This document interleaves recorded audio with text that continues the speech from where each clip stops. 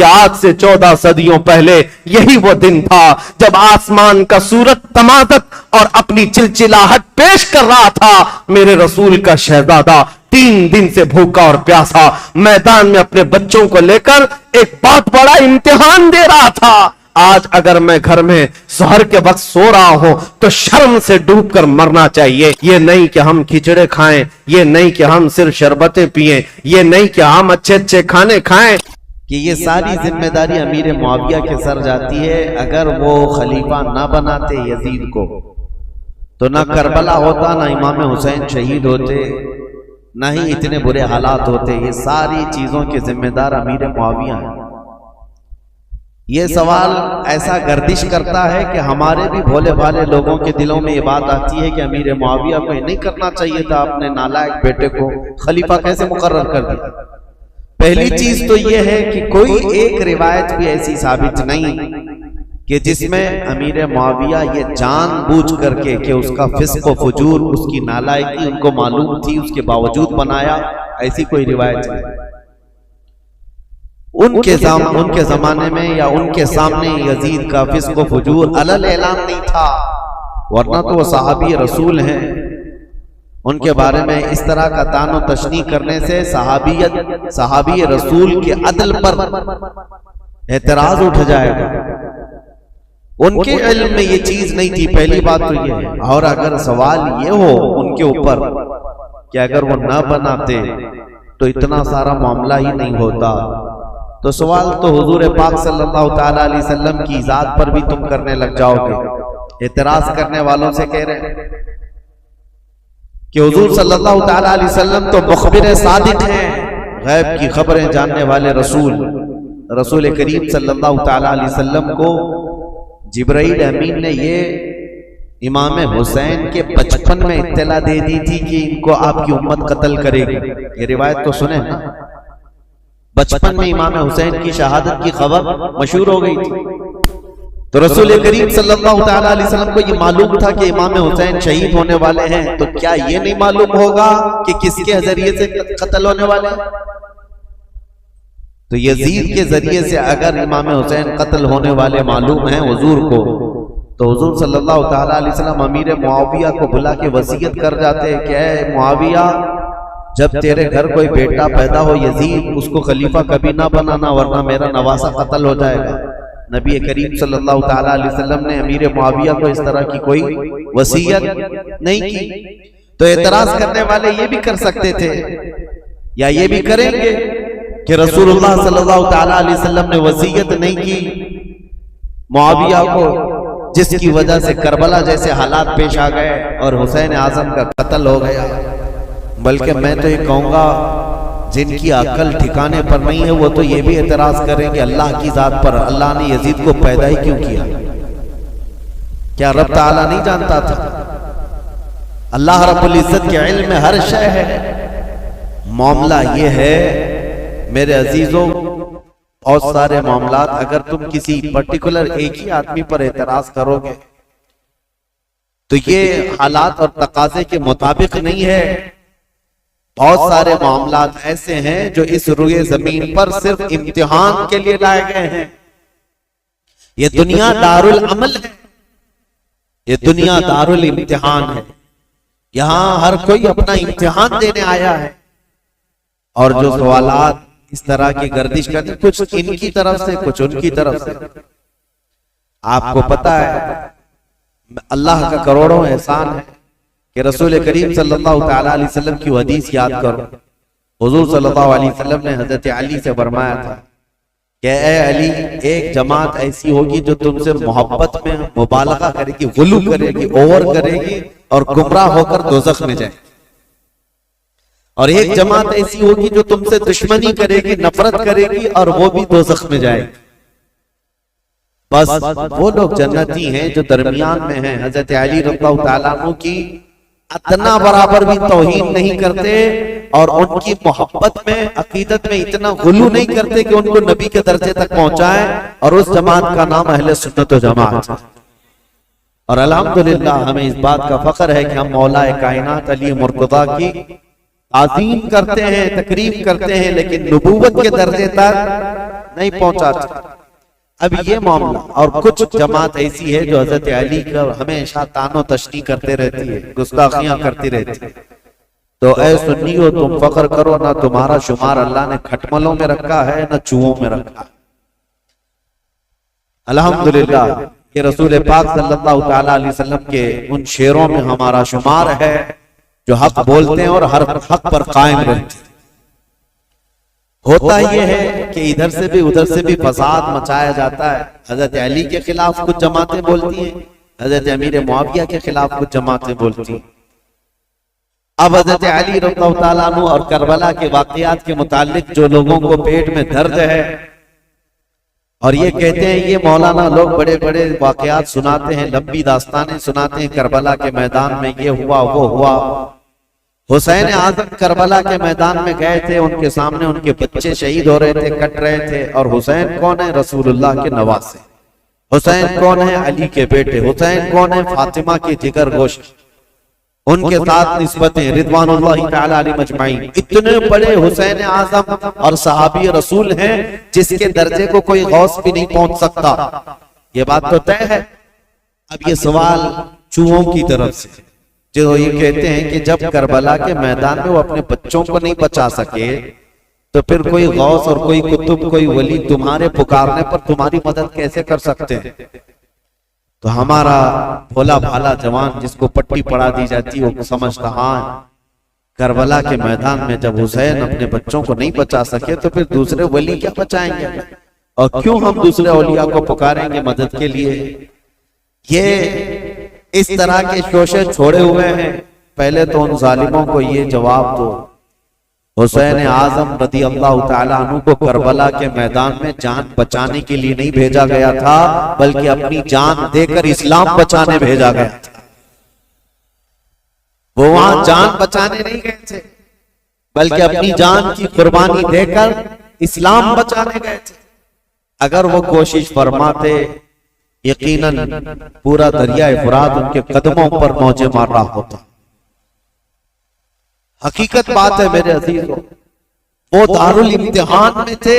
امتحان کے وقت وہ امت کو ایک عظیم درس دینے گئے ہوئے تھے. اس سے یہ ثابت نہیں ہوتا کہ وہ مدد نہیں کر سکتے، یہ مدد نہیں کر سکتے. ہم بغداد شریف میں تھے اور واپس آئے زیارت کی. ایک صاحب سے ہماری ملاقات ہوئی، انہوں نے کہا اچھا مولانا بغداد سے جا کر آ رہے ہیں، آپ کی جماعت تو غوث پاک کہتی ہے.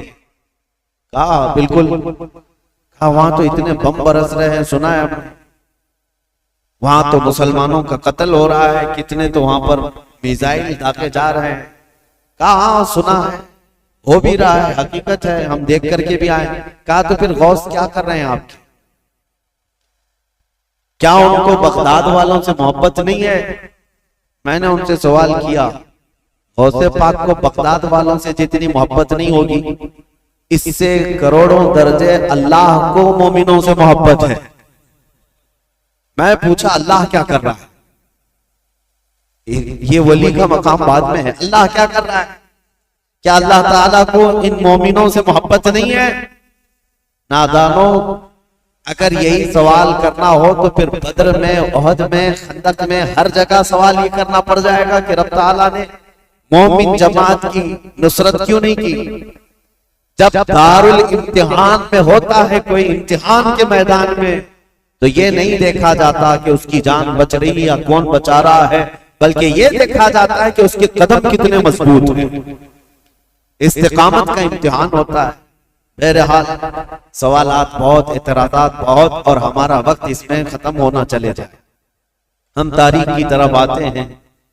معاویہ بن ابی سفیان رضی اللہ تعالیٰ عنہما، ان کے انتقال کے بعد یزید تخت خلافت پر بیٹھ گئے، جبکہ بڑے صحابہ کی منظوری نہیں تھی، اتفاق نہیں تھا. اور جو صحابہ موجود تھے اس میں حضرت عبد الرحمن بن ابو بکر، حضرت ابو بکر صدیق کے بیٹے عبد الرحمن، حضرت عمر کے بیٹے عبداللہ، حضرت زبیر کے بیٹے عبداللہ بن زبیر، یہ بڑے صحابہ اس وقت تھے. اور حضرت حسین ابن علی رضی اللہ تعالی، ان چاروں نے انکار کر دیا تھا کہ یزید کی تولیت یا اس کی خلافت کو ہم تسلیم نہیں کرتے. اب مسئلہ یہ ہوا کہ یزید بیٹھتے ساتھ ساری جگہوں پر خط لکھنے شروع کر دیے کہ میری بیعت لے لو، اپنے باپ، میرے باپ نے اعلان کیا ہے اپنے انتقال سے پہلے، لہذا میں امیر المومنین۔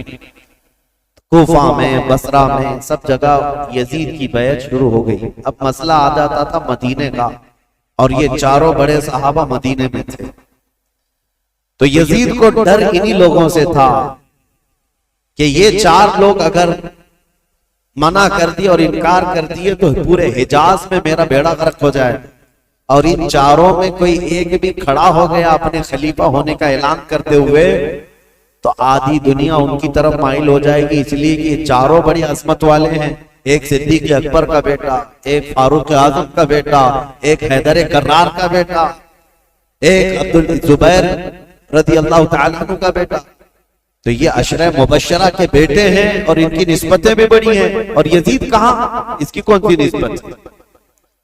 یہ تو حضرت امیر معاویہ رضی اللہ تعالیٰ عنہ کے گھر میں ان کی امارت کے زمانے میں پیدا ہوا، یعنی جب وہ گورنر تھے اس زمانے میں پیدا ہوا۔ ان چاروں صحابہ سے عمر میں بھی چھوٹا، اور عمل کا تو دور دور تک کوئی واسطہ ہی، کیونکہ تاریخ میں یہ ساری چیزیں محفوظ ہیں آج بھی۔ یزید دن رات عیاشی میں مبتلا رہا، کیونکہ اس نے عمارت دیکھی تھی اور مالداری دیکھی تھی، جس کی وجہ سے اس کے فسق و فجور کا سب بعد میں لوگوں کو پتا چلا جب وہ تخت پر بیٹھا، بندروں کو کھلانا، نچانا، کبوتر بازی کرنا اور باندیوں سے اور غلاموں سے رقص کروانا، یہ ساری چیزیں اس کے ساتھ موجود تھی۔ اب یہ خبریں جب مشہور ہو گئی تو کیا جو رسول اللہ کے صحابہ ہیں ایسے شخص کو امیر تسلیم کر سکتے تھے، جنہوں نے خلفائے راشدین کا زمانہ دیکھا، جو چاروں خلفاء کا زمانہ دیکھے ہوں اور جو خود رسول اللہ کو دیکھے ہوں، تو وہ اس عظیم اسلام کے دامن میں کسی ایسے شخص کو برداشت کر سکتے تھے؟ ہمارا اور تمہارا حال الگ ہے، ہم نے ہر طرح کے امیروں کو دیکھا ہے، ہر طرح کے حاکموں کو دیکھا ہے، چوروں کو بھی دیکھا ہے، ڈاکوؤں کو بھی دیکھا ہے۔ ہمارے سامنے کسی نئے لیڈر کو لا کر اس کی تعریف کر دی جائے تو ہو سکتا ہے پھسل جائیں، کیونکہ بروں کو ہی دیکھتے آئے۔ لیکن وہ چار صحابہ جو مدینے میں ہیں، ان کا حال تو ایسا تھا جنہوں نے رسول اللہ کو دیکھا، جنہوں نے صدیق اکبر کا زمانہ دیکھا اور فاروق اعظم کی عدالت دیکھی ہے، عثمان بن عفان کی سخاوت دیکھی اور حیدر کرار کی شجاعت دیکھی ہے۔ یہ خلفائے راشدین کا سنہرا دور دیکھے ہوئے صحابہ، ان کے سامنے کوئی آ کر کے یہ کہے، دن رات عیاشی کرنے والا، باندیوں کو نچوانے والا، اب مسلمانوں کا امیر المومنین بن گیا ہے، خلیفہ وقت ہے، کیسے تسلیم ہو سکتا ہے؟ ہوا یہ کہ اس نے بلا کر مشورہ لیا۔ مدینے میں اس وقت جو گورنر تھے ولید بن عقبہ، ولید بن عقبہ کو اس نے ایک خط لکھا اور کہا یہ جو بڑے لوگ موجود ہیں مدینے میں ان کو بلاؤ، عبد الرحمن بن ابو بکر، عبداللہ بن عمر، کر کے ان کو میری بیعت لے لینا، تم وکیل بن جاؤ۔ ابھی تک حضرت امیر معاویہ کے انتقال کی خبر مدینے نہیں پہنچی تھی، سب جگہ مشہور نہیں ہوئی تھی، تو یزید کا خط آیا ولید بن عقبہ کے ہاتھ۔ ولید بن عقبہ ایک نرم دل آدمی تھا، لیکن پڑھتے ہی خط کو کانپنے لگ گیا، کہا یہ تو بہت بڑا کام ہے میرے سر پر جو ڈالا گیا ہے، یزید کو تو یہ لوگ تسلیم کر ہی نہیں سکتے، کیا کیا جائے؟ تو وہ ظالم مروان جس کی تاریخ ہے آپ نے سنا، حضرت عثمان ابن عفان کی مہر جس نے چرائی تھی، ان کے قتل کا جو سبب بنا تھا، مروان موجود تھا۔ اس سے ولید بن عقبہ نے مشورہ کیا کہ کیا کرنا چاہیے، کہا چاروں کو بلاؤ اور ان کے سامنے یہ مسئلہ رکھو، کہو کہ امیر معاویہ کا انتقال ہوا اور وہ اپنے انتقال سے پہلے اعلان کر کے جا چکے ہیں، ان کا بیٹا خلیفہ ہے، لہٰذا تمہیں یہ بات ماننی پڑے گی اور بیعت کر لو، اگر وہ یہاں پر نہیں مانتے تو ان کا قتل کر دو۔ مروان نے سیدھے قتل کا مشورہ دیا۔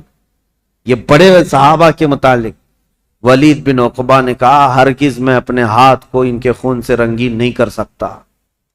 پھر بھی اس نے بلوایا، یہ چاروں صحابہ کو جیسی بلایا گیا، حضرت حسین ابن علی رضی اللہ تعالی، اگرچہ مدینے کو خبر نہیں پہنچی تھی حضرت امیر معاویہ کے انتقال کی، لیکن چاروں کو احساس ہو گیا کہ گورنر اگر ہمیں بلا رہا ہے تو یہ ملک شام کی آئی ہوئی کوئی خبر ہے. وہ اپنی تیاری سے ہی گئے تھے. حضرت امام حسین اپنے چند ساتھیوں کو لے گئے تھے اور کہا میں اندر جا رہا ہوں, اگر آواز بلند ہو جائے تو تم آ جانا اور پھر معاملات طے کیے جائیں گے. حضرت حسین, حضرت عبداللہ بن زبیر, عبد الرحمن بن ابو بکر اور حضرت عبداللہ بن عمر, یہ چاروں دارالحکومت میں آئے, گورنر ہاؤس میں. اور اس وقت ولید بن عقبہ موجود تھا اور مروان بھی موجود تھا. اس نے خط پڑھ کر کے سنایا یزید کا خط آیا ہے اور وہ خلافت کا حقدار تھا, اس لیے امیر معاویہ نے اس کے خلیفہ ہونے کا اعلان کر دیا, لہذا میں اس کا وکیل ہوں. یزید امیر المومنین کی طرف سے میں تم سے بیعت لیتا ہوں.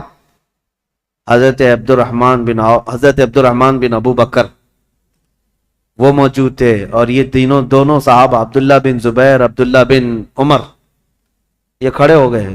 کہا ہمیں ایک دن کی مہلت دے دو, ایک دن کی مہلت دے دو. وہ نکلے. حضرت امام حسین کو اس نے پکڑ لیا, کہا کیونکہ اسے پتا تھا کہ اب یہاں مضبوط خلافت کا کوئی دعوے دار ہے تو حضرت علی کے بیٹے ہو سکتے ہیں, کیونکہ ان کی طرف پوری دنیا مائل تھی. حضرت امام حسین سے پوچھا تو حضرت امام حسین نے کہا سب سے پہلی بات تو یہ ہے کہ ہم جیسوں کو یہ زیب نہیں دیتا کہ یزید جیسا شخص خلافت کے تخت پر بیٹھ جائے. ہمیں یہ زیب نہیں دیتا کہ ایسی کوئی خبر بھی ہم سنیں, کیونکہ یہ تخت خلافت کسی بادشاہ کا نہیں, یہ رسول اللہ کی نیابت کا ہے. رسول کریم صلی اللہ تعالی علیہ وسلم کی سنتیں جس کے اندر نہیں, وہ ان کی نیابت کیا کر سکتا ہے؟ تو ولید بن عقبہ نے کہا معاملہ گرم ہو جائے گا, حسین تو تیار نہیں. پھر کہا نہیں, آپ کو تو بیعت کرنا ہوگا. حضرت امام حسین نے کہا میں اس طرح چھپ کر بیعت کرنے والا نہیں, جب سارے مدینے والے سب لوگ بیعت کریں گے تب میں بھی علل اعلان آؤں گا, سب کے ساتھ آؤں گا. آج مجھے جانے دو. ولید بن عقبہ نے ان کو بھی جانے دیا. ٹھیک ہے. جیسے ہی یہ گئے, مروان بن حکم کھڑا ہوا اور کہا ولید بن عقبہ کو, کہا کہ تو نے بہت بڑا موقع گنوا لیا, آج ان کو قتل کر دینے کا سب سے بہترین موقع تھا, تو گنوا لیا اور تو آج ان سے بیعت نہیں لے سکا. مروان کہہ رہا ہے دیکھ لینا زندگی پر اب تجھے حسین سے بیعت کبھی نہیں مل سکی. ایک بار وہ یہاں سے جا چکے ہیں, حسین کبھی بھی بیعت نہیں کر سکتے, تیرے لیے اچھا موقع تھا. ولید بن عقبہ نے کہا میرے لیے ساری دنیا آ جائے لیکن میں حسین کے خون سے اپنا ہاتھ رنگین نہیں کر سکتا, اس لیے کہ وہ رسول اللہ کی قرابت دار نواز ہیں. تو مروان بن حکم نے ولید بن عقبہ کی شکایت لکھ کر کے بھیجی یزید کے پاس کہ اس کی نرم دلی کی وجہ سے یہ چاروں چلے گئے. اور ہوا کیا, عبداللہ بن زبیر اور عبداللہ بن عمر رات کے وقت ہی اپنا سامان لیے اور مکہ چلے گئے, مدینہ طیبہ چھوڑ کر چلے گئے کہ دوسرے دن پھر یہ گورنر بلائے گا اور زبردستی کرے گا. لیکن مکہ میں جائیں گے تو حرم پاک میں خانہ کعبہ کے اطراف کوئی کسی کو زور زبردستی نہیں کر سکتا جو حرم میں جائے گا. جنگ بھی حرام ہے, قتل و قتال بھی حرام ہے. تو یہ صحابہ وہاں چلے گئے اور وہاں جا کر انہوں نے پناہ لی. اب امام حسین مدینہ میں تھے. دوسرا دن آیا تو پھر دوسرے دن پھر اس نے بلایا ولید بن عقبہ نے, کیا ہو؟ امام حسین رضی اللہ تعالیٰ عنہ نے آج پھر کہا کہ نہیں, میں اس بیعت کے لیے راضی نہیں ہوں اور مجھے زور زبردستی نہ کیا جائے. ولید بن عقبہ نے کہا اے حسین ابن علی, میں آپ کی تعظیم کرتا ہوں, آپ کی عزت کرتا ہوں, لیکن میرے اوپر ملک شام کا حکم آیا ہے, پریشر میں ہے, میرے اوپر دباؤ ہے, لہذا ایک ہی راستہ ہے کہ آپ یا تو میرے اس شہر میں یا حدود میں نہ رہیں جہاں میری گورنری ہے, یا تو بیعت کر لیجیے. امام حسین نے کہا میں شہر تو چھوڑ دوں گا لیکن بیعت نہیں کروں. اور کون سے شہر چھوڑنے کی بات؟ مدینۃ الرسول. امام حسین اپنے خاندان والوں کو آ کر بتاتے ہیں, اور امام حسین نے اہل بیت کے گھرانے میں یہ بات بتائی کہ آج ہمارے لیے ایسی حالت آ گئی ہے, مدینے میں رہنا ہے تو ہمیں اس کی بیعت قبول کرنا ہوگا اور اس کو امیر المومنین تسلیم کرنا ہوگا, یا تو پھر مدینے سے باہر نکل کر جیسے میرے دو بھائی مکہ چلے گئے عبداللہ بن زبیر اور عبداللہ بن عمر، اسی طرح مجھے بھی مکہ حرم کعبہ میں جانا ہوگا۔ اہل بیت کا بچہ بچہ کہنے لگا رسول کریم صلی اللہ تعالی علیہ وسلم کا شہر چھوٹ رہا ہے، اے امام علی مقام، اس کو گوارا کر لیں گے لیکن رسول اللہ کی شریعت چھوٹ جائے یہ گوارا نہ کریں۔ حضور کے شریعت پر اور اسلام کی تاریخ میں ایسا کوئی دھبا آ جائے یہ گوارا نہ ہو۔ میں آپ کو بتاتا ہوں یہ مسئلہ کتنا اہم تھا، ظالموں کو پتہ نہیں، جو اوپر اوپر کی تاریخ پڑھتے ہیں اور بک بک کر کے ٹی وی میں چلے جاتے ہیں کہ امام حسین نے خواہ مخواہ اپنے بچوں کو جھونک دیا کربلا کے میدان میں، اور یہ سیاسی جنگ تھی نعوذ باللہ۔ اور بعض یہ کہتے ہیں کہ خروج کیا، خروج کا مطلب ہوتا ہے بغاوت کیا۔ جب ایک امیر المومنین ہو گیا تھا، خلیفہ وقت ہو گیا تھا، تو امام حسین بغاوت کر کے کیوں گئے؟ اس طرح کے جو اعتراضات کرتے ہیں ان ظالم ناعاقبت اندیشوں کو خبر تک نہیں ہے تاریخ کی سچائیاں، انہیں معلوم بھی نہیں ہے۔ یہ ہو سکتا ہے یزید کی ذریت کے لوگ ہوں یا یزید کے مشاغل اور اس کے کاموں سے اتفاق رکھتے ہوں، اسی لیے اس کو آج بھی رضی اللہ عنہ لکھتے ہیں۔ آج بھی ایسی قوم موجود ہے، ایک طرف رسول اللہ کا پورا گھرانہ ہے۔ کیا امام حسین جن کو رسول کریم صلی اللہ تعالی علیہ وسلم نے اپنی گود میں رکھ کر پالا ہو، بلکہ سیدنا ابو ہریرہ سے یہ روایت ہے کہ حضور صلی اللہ تعالی علیہ وسلم امام حسین کا لعاب پاک، امام حسین کا لعاب تھوک خود حضور صلی اللہ علیہ وسلم اس طرح چوستے تھے۔ حدیث کے الفاظ ہیں کہ یمتص رسول اللہ صلی اللہ تعالی علیہ وسلم لعاب الحسین کما یمتص التمر، حسین کا لعاب رسول اللہ ایسے چوستے جیسے کوئی کھجور چوس رہا ہو۔ جس کے حلق میں نبی کریم صلی اللہ تعالی علیہ وسلم کا لعاب پاک گیا ہو، کیا وہ ناحق فیصلہ کرے گا؟ کیا وہ زور زبردستی رسول اللہ کے خاندان کو جنگ کے میدان میں جھونک دے گا؟ بات اتنی تھی کہ امام حسین کی نگاہیں بہت دور تک دیکھ رہی تھی، آج تک دیکھ رہی تھی۔ اسی لیے کسی شاعر نے کہا ہے کہ نہ پوچھ وقت ان بے کتاب ان بے زبان کتابوں سے، نہ پوچھ وقت ان بے زبان کتابوں سے، جب اذان ہوتی ہے تو سمجھ حسین زندہ ہے۔ ان اذانوں کو زندہ رکھنے میں اور اماموں کو زندہ رکھنے میں حسین کا نام ہے۔ حسین کی نگاہ، حسین ابن علی رضی اللہ تعالیٰ عنہ کی نگاہ یہاں تک دیکھ رہی تھی۔ مسئلہ اتنا نہیں تھا خلافت کا، بلکہ میں تو کہتا ہوں ہر آدمی کے پاس جب یہ آپشن رکھ دیے جائیں کہ آپ کے بچے محل میں رہیں گے، آپ کا فیوچر حسین ہے، وزارت ملے گی، سب کون چھوڑتا ہے؟ اگر امام حسین مان لیتے، جانتے ہو یزید کتنی خاطر مدارات کرتا، امام حسین کے لیے بہت بڑا مقام رکھتا، ان کے لیے نذرانے، وظیفے اور ان کے گھرانے کے لیے شاہانہ انداز میں سارے انتظامات رکھتا، کیونکہ جس سے خطرہ تھا جب وہ اس کے مطیع و فرمان بردار ہو جاتے تو حسین ابن علی رضی اللہ تعالیٰ عنہ کے لیے یزید خزانے کھول دیتا، اور یہ امام حسین کو معلوم تھا کہ میرے مان لینے سے یزید تو میرے لیے خزانے کھول دے گا۔ لیکن امام حسین کی نگاہیں بہت دور تک دیکھ رہی تھی، آج تک کے لیے دیکھ رہی تھی۔ آج میں آپ سے پوچھتا ہوں میرے عزیز، یہ مسلح امامت ہے، نماز پڑھنے والے جیسے بھی ہوں، مقتدی ہزار قسم کے آتے ہیں، کوئی داڑھی چلا، کوئی ٹوپی کے بغیر، کوئی پتہ نہیں کیا کیا چیزیں کیا ہوا، سب آتے ہیں، ان کو کوئی نہیں پوچھتا۔ لیکن امامت کے مسلح پر جو کھڑا ہے اس کے اوپر سے نیچے تک ساری چیزیں دیکھتی ہے آج بھی قوم۔ اگر کوئی شخص چوری میں مشہور ہو جائے تو میں آپ سے کہتا ہوں کیا چور کو آپ اپنا امام بنا لیں گے مسجد کا؟ کسی کا زنا مشہور ہو جائے تو کیا آپ اس کو امام بنا لیں گے؟ نہیں، آپ یہ کہیں گے میں جیسا تیسا ہوں لیکن امام نہیں۔ امام ایسا نہیں، چور، ڈاکو اور لٹیرا ہم امام نہیں بناتے۔ میرے عزیزو، یہ جو تمہارے اندر فکر ہے یہ حسین ابن علی کی دی ہوئی ہے، یہ صدقہ ہے امام علی مقام کا۔ احسان ہے ان کا پوری دنیا میں، انہوں نے یہ چھاپ چھوڑی ہے کہ ہم آج مسجد کے اس مصلے کے لیے بھی پرہیزگار ڈھونڈتے ہیں اور شریعت کا پابند ڈھونڈتے ہیں۔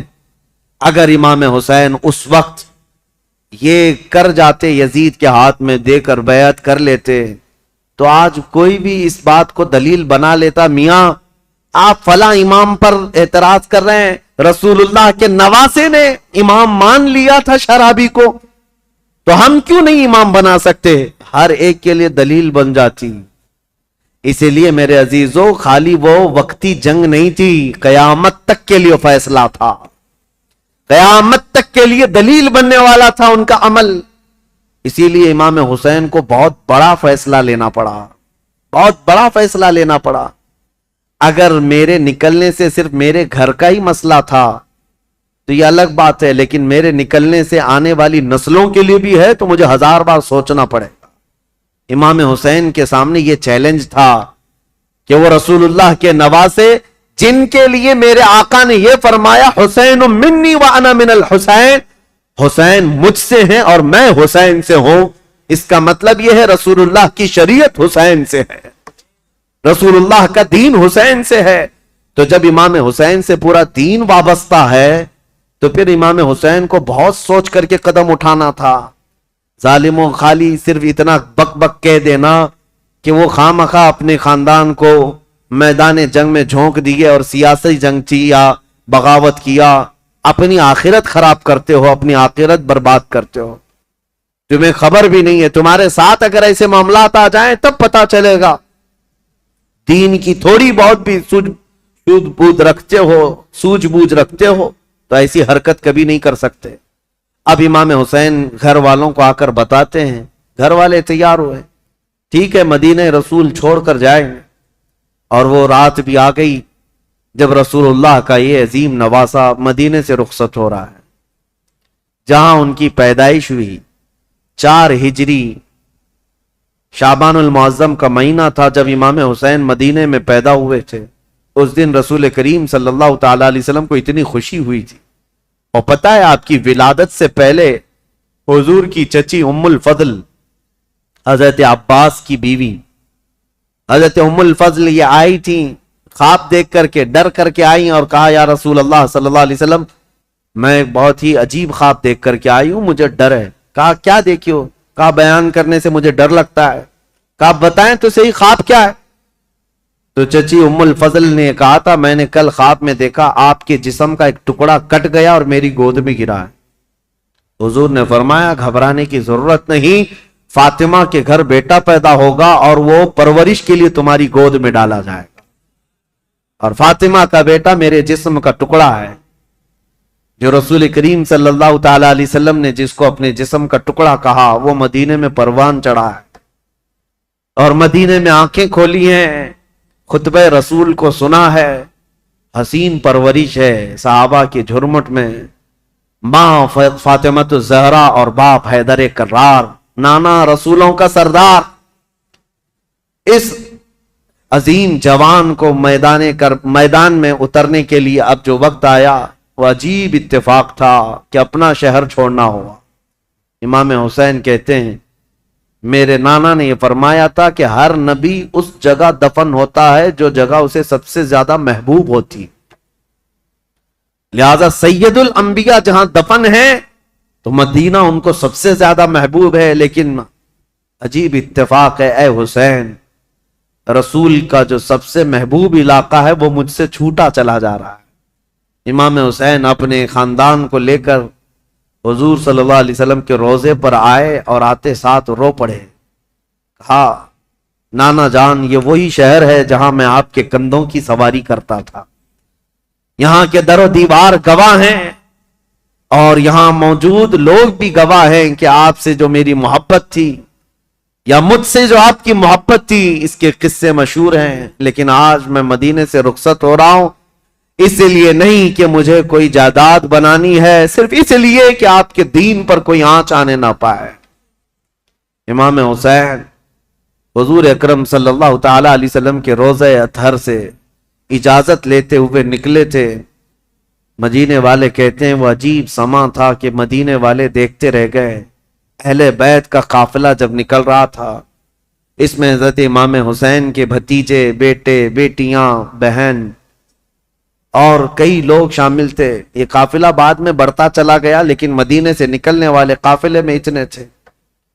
اور پھر امام حسین اپنی والدہ ماجدہ سیدہ کائنات فاطمۃ الزہرا کی قبر کے پاس آئے اور بے اختیار رو پڑے. اپنی ماں کو آخری مرتبہ سلام کہہ رہے تھے. مدینے والے کہتے ہیں کہ حسین کا جانا ہم نے دیکھا تھا، حسین واپس مدینے کبھی نہ آئے. اور مدینے والے روکتے رہے کہ ہم آپ کی بیعت بھی کریں گے اور آپ کی حمایت بھی کریں گے، آپ مدینے سے نہ جائیں.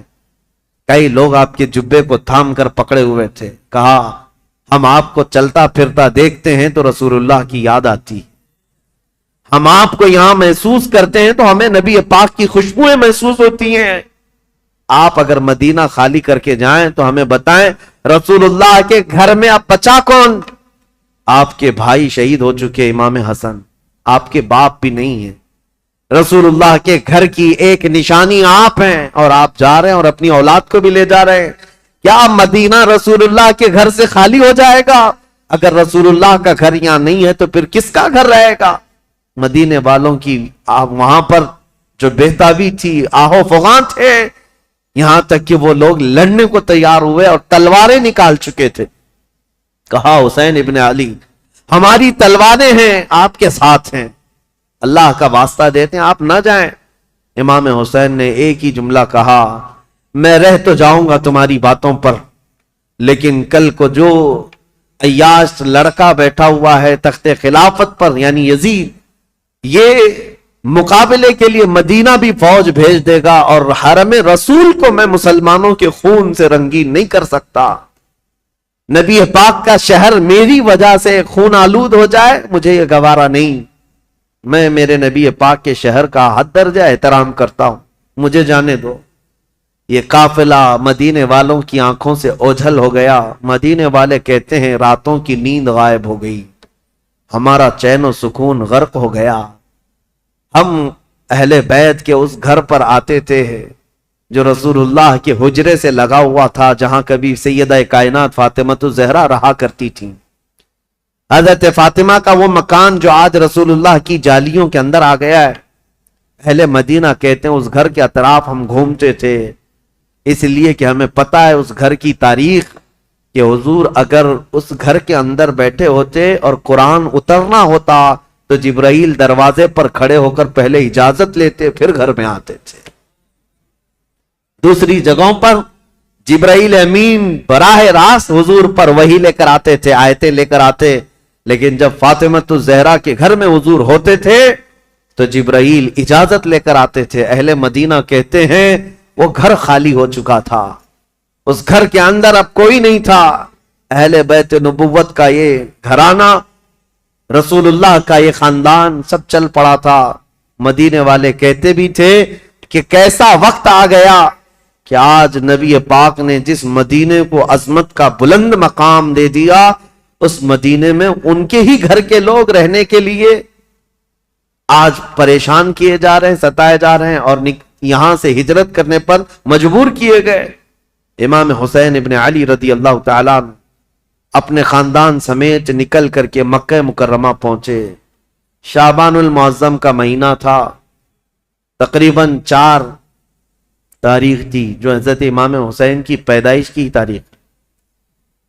جب تقریباً 4 شعبان کی تاریخ 4 شعبان کو مکہ مکرمہ میں داخل ہوئے، مکہ والوں نے شاندار استقبال کیا. عبداللہ بن زبیر بھی وہاں تھے، عبداللہ بن عمر بھی وہاں تھے. انہوں نے کہا حسین ابن علی آپ آ گئے مدینے سے سلامتی کے ساتھ، اہلاً و سہلاً مرحبا، آپ کے لیے مبارکبادی ہو.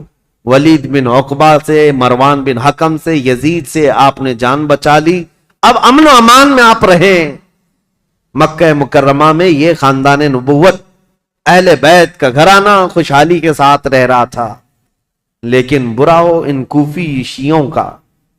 شیعان علی ایک جماعت ہے جو بعد میں چل کر شیعہ کہتے ہیں نا، شیعہ کا مطلب حمایتی، حضرت علی رضی اللہ تعالیٰ عنہ کے حمایتیوں کی ایک جماعت تھی، شیعان علی ان کو کہا جاتا تھا، جو کوفہ میں رہتے تھے، برسوں سے حضرت علی کے زمانے سے تھے، کیونکہ حضرت علی نے بھی دارالخلافہ کوفہ کو بنایا تھا، اور حضرت علی کے بعد امام حسن بھی وہاں رہے کوفہ میں، اور اس کے بعد وہ ہجرت کر کے مدینے چلے گئے، تب پھر امام حسین بھی گئے تھے۔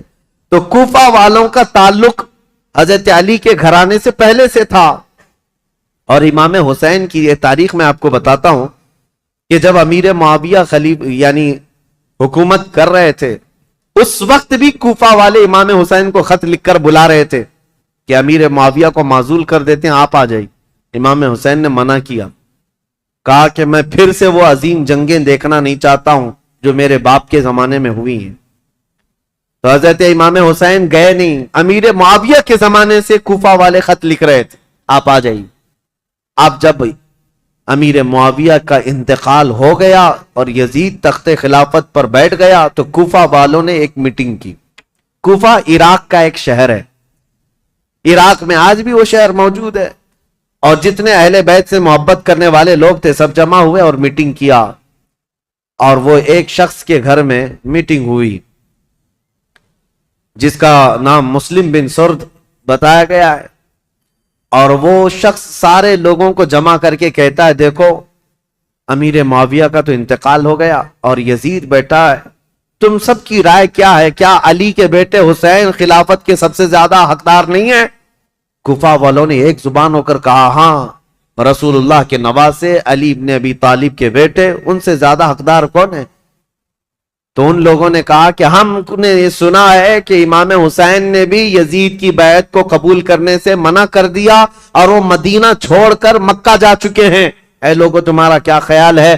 ہم حسین ابن علی کو یہاں بلا نہ لیں؟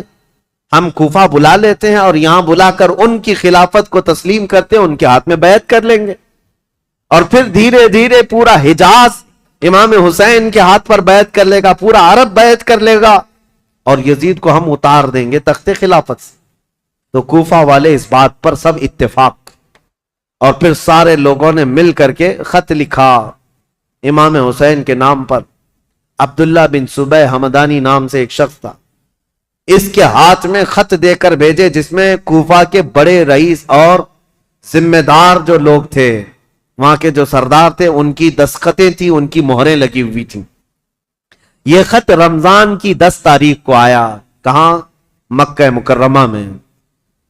مکہ مکرمہ میں امام حسین کے پاس یہ خط آیا تو امام حسین نے دیکھا، اس میں یہ لکھا ہوا تھا، کوفہ والوں نے لکھا تھا، اللہ کی حمد و ثنا کے بعد، حضور کی صلاۃ و سلام کے بعد، کہا امیر معاویہ کا انتقال ہو گیا، اور ان کے بعد یزید جیسا فاسق و فاجر شخص بیٹا ہے، لہذا ہم اس کی امارت اور اس کی خلافت کو نہیں تسلیم کرتے۔ اے علی کے بیٹے حسین، آپ تشریف لے آئیں، ہمارے سر پر کوئی امام نہیں ہے، آپ تشریف لائیں، ہم آپ کے ہاتھ پر بیعت کرتے ہیں۔ یہ خط کا مضمون تھا۔ امام حسین رضی اللہ تعالیٰ عنہ نے یہ حرم کعبہ میں اس خط کو پڑھا، اس کے بعد لوگوں سے پوچھا، اب سنیے، کوئی ایک شخص نے بھی اس بات پر رضامندی کا اظہار نہیں کیا؟ جو بڑے صحابہ تھے انہوں نے کہا کوفہ والوں کی بات پر کبھی یقین نہیں کیا جا سکتا، یہ غدار لوگ ہیں، دھوکہ دے دیتے ہیں، یہ غدار لوگ ہیں، دھوکہ دیتے ہیں۔ آپ کے باپ کو بھی کوفہ میں شہید کیا گیا، آپ کے بھائی کو بھی شہید کیا گیا ہے، اب آپ وہاں کیوں جانا چاہتے ہیں؟ مت جائیں، مکہ آپ کے لیے امن و امان کے ساتھ۔ حضرت امام حسین نے ان خطوط کو نظر انداز کر دیا، لیکن 2-3 دن کے بعد تقریباً 53 یا 55 لوگ کوفہ سے چل کر کے مکہ مکرمہ آئے، اور طواف کعبہ کے بعد سب امام حسین کے پاس نظر و نیاز لے کر کے آئے، اور اس کے بعد پھر خطوط لے کر آئے، کوفہ والوں کے حالات بتائے۔ امام حسین نے دوبارہ صحابہ سے مشورہ کیا کہ کیا کرنا چاہیے، تب پھر صحابہ نے وہی بات کی، کوفہ والے غدار قسم کے لوگ ہیں، طبیعت کے اندر ان کے استقامت نہیں، کسی ایک بات پر جمتے نہیں ہیں، آپ مت جائیں۔ دوسری مرتبہ بھی امام حسین صبر کر کے رہ گئے۔ رمضان کا مہینہ ختم ہونے کو آیا، تقریباً خطوط کا سلسلہ جاری رہا، اتنے کہ 10,000 کے قریب لوگوں نے امام حسین کو دعوت دی اور اخیر میں یہ دعوت دی کہ اے حسین ابن علی، کل قیامت کے دن اگر اللہ تعالی ہم سے یہ سوال کر لے کہ فاسق و فاجر معاویہ کے بیٹے سے تم نے بیعت کیسے کی، اس کو امیر کیسے بنایا، تو ہم اللہ کی بارگاہ میں قیامت میں یہ جواب دیں گے کہ اے رب العالمین، ہم نے تو رسول اللہ کے نواسے کو بلایا تھا مگر انہوں نے انکار کیا تو ہمارے پاس کوئی چارہ نہیں تھا، اس لیے ہم نے یزید کی بیعت کر لی۔ یہ تو ایموشنل بلیک میلنگ ہے۔ بہت سارے لوگ آج ہمیں یوں بولتے ہیں پروگرام کی تاریخ دے دیجئے نہیں تو پورا علاقہ دیوبندی ہو جائے گا، پروگرام کی تاریخ دے دیجئے نہیں تو یہاں ایسا ہو جائے۔ میرے عزیزو، تمہارے ذمے بھی تو کچھ ہے، تمہارے ذمے بھی تو کوئی چیزیں ہیں۔ امام حسین نے اس خط کو پڑھنے کے بعد پھر سارے لوگوں سے مشورہ کیا اور اس کے بعد کہا اب میرے لیے اتمام حجت کرنی ہوگی، یعنی مجھے تو جانا ہی ہوگا کیونکہ انہوں نے قیامت کا واسطہ دے دیا ہے۔ تو 1000 لوگوں نے مکہ مکرمہ میں آپ کو روکنے کی کوشش کی، آپ نہ رکے، حتیٰ کہ ذی الحجہ کا مہینہ ہے، حج کے لیے سارے قافلے مکہ آ رہے ہیں، مکہ مکرمہ آ رہے ہیں، اور امام حسین یہاں سے نکلنے پر تلے ہوئے ہیں۔ لیکن اس سے پہلے امام حسین رمضان سے لے کر ذی الحجہ تک یہ بحث مباحثہ ہوتا رہا، اور عام بات نہیں ہے، عام بحث و مباحثہ نہیں ہے۔ عبداللہ بن زبیر جو صحابی ہیں نا، امام حسین کی جماعت کے ساتھ لڑنے کو بھی آ گئے تھے۔ یہ محبت کی لڑائی ہے، دشمنی کی نہیں، کہ میں تمہیں مکہ سے باہر جانے نہیں دوں گا، اس کے لیے وہ تلوار نکال کر کھڑے ہو گئے تھے۔ یہ بھی لڑائی قریب تھی، مکہ کی مکرمہ سے نہ جانے دیں گے، کیونکہ عبداللہ بن زبیر جانتے تھے کہ کوفہ والے ان کا کیا کریں گے۔ تو پھر امام حسین رمضان کے بعد بھی رک گئے۔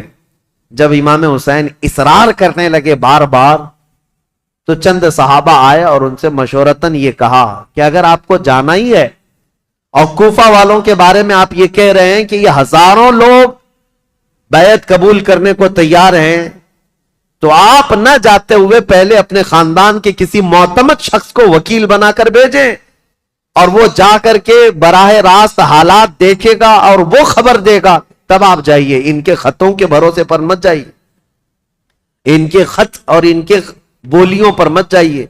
تو امام حسین نے اس مشورے کو تسلیم کر لیا۔ پھر اپنے بھائی مسلم بن عقیل کو، چچیرے بھائی تھے حضرت امام مسلم بن عقیل جو ہیں، یہ حضرت امام حسین کے چچیرے بھائی، حضرت عقیل حضرت علی کے سگے بھائی۔ تو مسلم بن عقیل سے آپ بڑی محبت رکھتے تھے اور معتمد بھی تھے امام حسین کے، بلایا اور کہا کہ بھائی تم جاؤ کوفہ اور میری جانب سے وہاں لوگوں سے بیعت لے لینا وکیل بن کر، اور حالات دیکھ کر کے مجھے خبر کر دینا۔ یہ تاریخ ہے۔ ایک طرف یزید ساری جگہوں پر اپنے سخت گیر حکام کو نافذ کر چکا ہے، بہت جلاد قسم کے گورنروں کو بٹھایا ہوا ہے، اور ایک طرف امام حسین رضی اللہ تعالیٰ عنہ اور ان کے حامیوں کا یہ ایک طریقے سے معاملہ چل رہا تھا، خلافت کو لے کر کے یہ باتیں چلی رہی تھی۔ تو حضرت امام حسین نے جب اپنے بھائی امام مسلم کو بھیجا تو وہ نکلے کوفہ کے لیے، اور جب وہ کوفہ جا رہے تھے تو تاریخ میں موجود ہے امام مسلم بن عقیل کے 2 چھوٹے بچے محمد اور ابراہیم بھی ساتھ ہو گئے، کیونکہ وہ باپ کے بغیر رہتے نہیں تھے۔ امام مسلم بن عقیل اپنے 2 بچوں کے ساتھ کوفہ کے لیے روانہ ہوئے۔ جیسے ہی کوفہ میں آئے، کوفہ والے جوق در جوق امام مسلم کا استقبال کرتے ہیں، اور اتنی بڑی تعداد میں استقبال کیا کہ تقریباً ایک ہی رات میں 12,000 لوگ آپ کے ہاتھ پر بیعت کیے۔ 12,000 لوگ امام مسلم بن عقیل کے ہاتھ پر امام حسین کا وکیل سمجھ کر بیعت کیا، اور جدھر دیکھو ادھر اہل بیت کا نعرہ، محبت علی کا نعرہ، امام حسین کی امارت اور خلافت کا نعرہ، ماحول رنگا رنگ ہے کوفہ کا۔ امام مسلم بن عقیل سیدھے مختار بن عبید ایک شخص ہے، اس کے گھر جا کر قیام کرتے ہیں۔ مختار بن عبید وہاں سردار کی حیثیت رکھتا تھا، اور اس نے سارے لوگوں کو یہیں پر جمع کیا تھا، اور ساری باتیں یہیں سے چل رہی تھی۔ امام مسلم بن عقیل جیسی گئے تو کوفہ کے اس وقت جو گورنر تھے وہ نعمان بن بشیر ایک صحابی رسول تھے. یزید کی طرف سے وہ گورنر تھے, نرم دل تھے اور نہایت ہی عجز و انکساری والے, تواضع والے انسان تھے. ان کو جب یہ بتایا گیا کہ امام مسلم بن عقیل کوفہ میں آئے ہیں اور لوگ جوق در جوق ان کے ہاتھ پر بیعت کر رہے ہیں, امام حسین کی بیعت لے رہے ہیں, تو انہوں نے دوسرے دن خطبہ دیا تھا اور کہا تھا کہ اے کوفہ والو, مجھے ڈر ہے یزید کو یہ خبر پہنچے گی تو وہ تم سب سے سختی کرے گا اور پھر کوفہ والوں کی جان و مال خطرے میں ہوں گے. تو وہاں پر ایک شخص بیٹھا ہوا تھا جو یزید کا چمچا تھا. اس نے نعمان بن بشیر سے کہا آپ تو بڑے کمزور آدمی ہیں, مسلم بن عقیل کو بلا کر مار ڈالو, ختم کر دو, قتل کر دو, معاملہ ہی ختم ہو جائے گا. نعمان بن بشیر صحابی ہیں, کہتے ہیں اے ظالم تو کس انداز سے مجھے مشورہ دے رہا ہے. کہا تب تو پھر آپ کمزور لوگوں میں, ذلیل لوگوں میں, عزت والے لوگوں میں نہیں ہیں.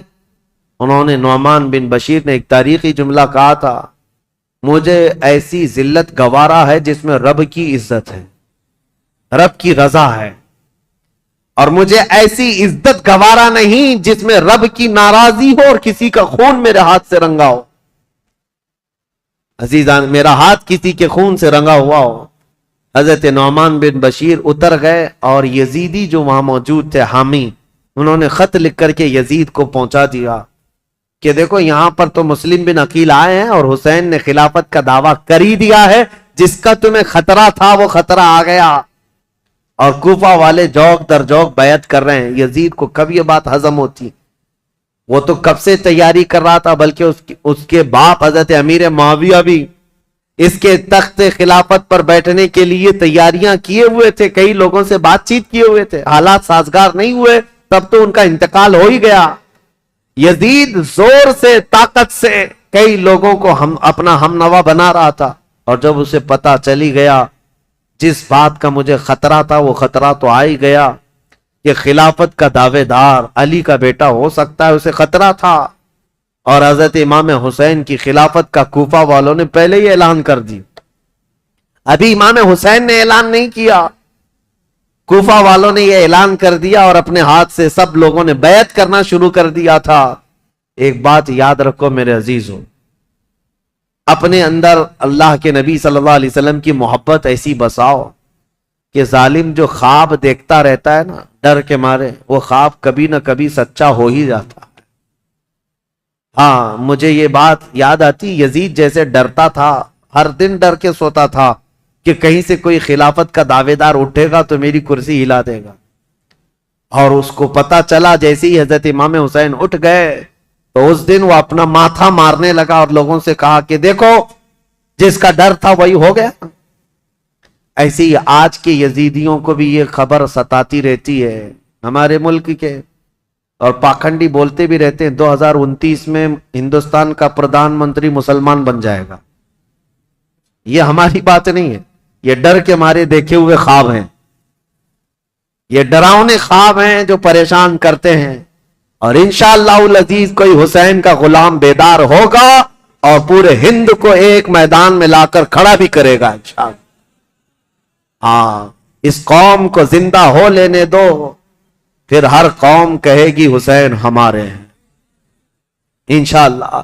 حضرت امام حسین کی طرف سے امام مسلم بن عقیل نے بیعت لینی شروع کی تو یہاں کوفہ پورا کا پورا ان کے دامن میں آ گیا. روزانہ ایک ایک گھر پر دعوت ہے امام مسلم بن عقیل کو. ارے وہ چلنے تک نہیں دیتے, ان کے شہزادوں کو سواریاں بنا لیتے, ان کے شہزادوں کو اپنی سواریوں پر بٹھا لیتے, اپنے کندھوں کو سواری بنا دیتے. اس طرح کی محبت پیش کرتے رہے. اور پھر امام مسلم بن عقیل نے امام حسین کو خط لکھا کہ حالات بہت اچھے ہیں, کوفہ والے پورے ایک آواز ہو کر آپ کی خلافت کا اعلان کر رہے ہیں, آپ کو جلدی تشریف لانا چاہیے اور آپ کی خلافت کا اعلان ہونا چاہیے. امام مسلم بن عقیل نے خط لکھ کر بھیجا, جس کام کے لیے آپ کو بھیجا گیا تھا وہ کام تو آپ نے کیا, عینی گواہ بھی تھے, آنکھوں سے دیکھا ہوا حال بیان کر دیا. اب امام حسین کے پاس جب یہ خط آیا تو اب مجھے بتاؤ, مکہ والے جو صحابہ امام حسین کو روک رہے تھے مت جاؤ مت جاؤ, امام حسین نے کہا تمہارے مشورے پر میں اپنے بھائی کو بھیجا، میرے بھائی نے بھی وہی خبر دی جو کوفہ والے اپنے خطوں میں لکھ کر کے بھیج رہے تھے، میرے بھائی پر تو مجھے اعتماد ہے، انہوں نے جو دیکھا وہ سچ بتایا۔ یہ خط تو آیا لیکن یزید کے ہاں سے جو معاملات سنگ دل کے بدلے اس طرح کہ اس نے مروان بن حکم کو بلایا اور پوچھا کہ یہ اس فتنے کو کیسے ختم کریں، یہ بغاوت کو کیسے سرو کریں۔ تو اس نے مشورہ دیا کہ نعمان بن بشیر یہ کمزور دل آدمی ہے، نرم دل آدمی ہے، اس کو اتار دو، حالانکہ صحابی رسول تھے، کہا اس کو اتار دو۔ اور عبید اللہ ابن زیاد یہ ایک نہایت ہی ظالم قسم کا جلاد آدمی تھا، اس کی ماں کے متعلق ہی مشہور تھا کہ زنا کرتی یا کرواتی رہی جس سے پیدا ہوا، اور اس کی ظلم کی داستانیں لوگوں میں مشہور تھیں۔ یہ بصرہ کا گورنر تھا۔ یزید نے فوراً لیٹر لکھ کر بھیجا کہ یہاں سے عبید اللہ بن زیاد سیدھے کوفہ جائے اور وہاں کے حالات کو اپنے ہاتھ میں کنٹرول کرے۔ عبید اللہ بن زیاد جیسے ہی یزید کا خط آیا وہ کوفہ نکلا۔ کوفہ جب گیا تو بھیس بدل کر کے آیا، چہرے پر نقاب ڈال کر کے مدینے کی طرف، مکہ کی طرف سے جو راستہ آتا ہے اس راستے سے کوفہ میں آیا، کیونکہ کوفہ والے روز اس انتظار میں تھے کہ حیدر کرار کے شہزادے امام حسین تشریف لانے والے، رسول اللہ کے بیٹے کوفہ میں آنے والے، روز انتظار میں تھے کیونکہ امام مسلم نے خط لکھ کر کے بھیج دیا ہے، اب وہ آنے والے۔ تو ابن زیاد یہی دھوکہ دیتے ہوئے اسی راستے سے آیا کہ کوفہ والے یہ سمجھیں کہ حسین ابن علی آئے، اور کوفہ والے وہی سمجھے، خوب نعرے لگائے مرحبا بک یا ابن رسول اللہ، اے رسول اللہ کے شہزادے مرحبا مرحبا، آپ آ گئے ہمارے کوفہ میں۔ یہ ظالم کچھ بھی نہیں جواب دیتا تھا، پردہ ڈالے ہوئے جلوس میں چلتا رہا اونٹنی پر بیٹھ کر، اور جب دارالخلافہ پہنچا یا گورنر ہاؤس پہنچا تو وہاں پہنچتے ہی گورنر ہاؤس میں اندر گیا، دروازہ بند کیا، چھت پر کھڑے ہو کر پھر خطبہ دیا اور کہا ہے لوگوں، یہ علی بن ابی طالب کا بیٹا حسین نہیں، میں عبید اللہ بن زیاد یزید کی طرف سے نیا گورنر بن کر آیا ہوں، نعمان بن بشیر کو معزول کیا جاتا ہے، آج سے کوفہ کے سارے معاملات میرے ہاتھ میں ہوں گے۔ کوفہ والے جو استقبال کرنے کے لیے آئے تھے ان کو سخت ترین خطبہ دیا، کہا ہے لوگوں سنو، جو سختی کرے گا اس کے ساتھ ہم سختی کریں گے، اور جو یزید کی بیعت کو انکار کرے گا ہم اس کو قتل کریں گے، باغیوں میں اس کا شمار ہوگا، اور جو کسی باغی کی حمایت کرے گا ہم اس کے ساتھ بھی سختی کا معاملہ کریں گے۔ اس کا پہلے ہی دن یہ جو خطبہ سنا لوگوں نے بہت ہی بیزاری کا اظہار کیا، برہمی کا اظہار کیا، لوگ چلے گئے۔ اب امام مسلم بن عقیل کے حالات اب بدلنے کو آ گئے، کوفہ والے بس گیدڑ بھپکی سے ڈر گئے، عبید اللہ بن زیاد کے ایک خطبے سے ڈر گئے، اور اس کے بعد دوسرے دن عبید اللہ بن زیاد نے کیا کیا، کوفہ کے جتنے قبیلے تھے، خاندان تھے، ان خاندانوں کے جو جو بڑے لوگ تھے، خاندان کا جو بھی رئیس ہوتا، ان سب کو اپنے گورنر ہاؤس میں بلایا، اور بلا کر کے اتنا سخت ڈرایا اور کہا تم میں سے کوئی بھی اگر مسلم بن عقیل کو اپنے گھر میں پناہ دیا یا دیتا ہوا نظر آیا تو میں تمہاری پھانسی کا پھندا یہیں پر لٹکاؤں گا، اور اس کے بعد تمہارے لیے وہ عبرتناک سزا ہوگی، اس لیے کہ یزید امیر المومنین کی طرف سے مجھے یہ آرڈر ہے۔ ایسے سخت احکامات دیا، اور اس کے بعد کوفہ والوں کو ڈرایا یہ کہہ کر کے کہ یزید کی طرف سے 30,000 کی فوج آ رہی ہے جو کوفہ کی اینٹ سے اینٹ بجا دے گی۔ سارے سردار ڈر گئے، جتنے قبیلوں کے آقا تھے ان کے جو جو رئیس تھے وہ ڈر کے مارے چھپ گئے، اور حضرت امام مسلم بن عقیل کو آ کر یہ معاملات کی خبر دی۔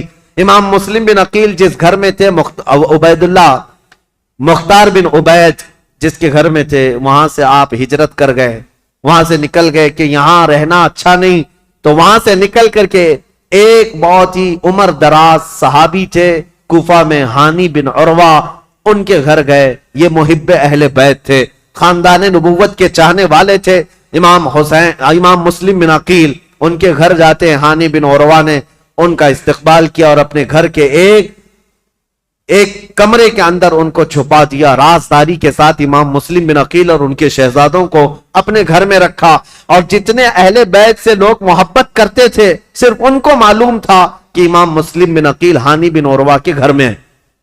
اور اس کے باوجود امام مسلم بن عقیل ہانی بن عروہ کے گھر میں رہ کر بھی کوفہ والوں کو بلاتے رہے, جو اب تک 60,000 کی تعداد میں پہنچے تھے بیعت کرنے والے. اب ان لوگوں میں اب چھانٹنا شروع کیا کہ ابھی بچے کتنے ہیں. ہانی بن عروہ کے گھر میں جب آپ خفیہ لوگوں سے ملاقات کرتے تھے اس وقت بھی 18,000 لوگ ابھی بھی امام مسلم بن عقیل کے ساتھ تھے. آ کر کے انہوں نے اپنے ساتھ ہونے کا اظہار کیا. امام مسلم بن عقیل نے کہا کہ اب بھی حالات صحیح ہیں, کچھ بدلے تو کیا ہوا, کچھ تو موجود ہیں, امام حسین کو آنا چاہیے. دوسرا خط بھی انہوں نے لکھا کہ حالات قابو میں آنے کے لائق ہیں, آپ تشریف لائیں. دوسرا خط بھی گیا امام حسین کو. لیکن اب امام مسلم بن عقیل کی تلاش شروع کر دیا عبید اللہ بن زیاد. یہ ہر جگہ لوگوں سے پوچھنے لگ گیا کہ مسلم بن عقیل جو آئے ہیں حسین کی طرف سے وکیل بن کر, وہ کس کے گھر میں چھپے ہوئے. کوئی بتانے کو تیار نہیں تھا. اب عبید اللہ بن زیاد نے ایک غلام کو پیسہ دے کر کے بھیجا, 3,000 درہم یا دینار.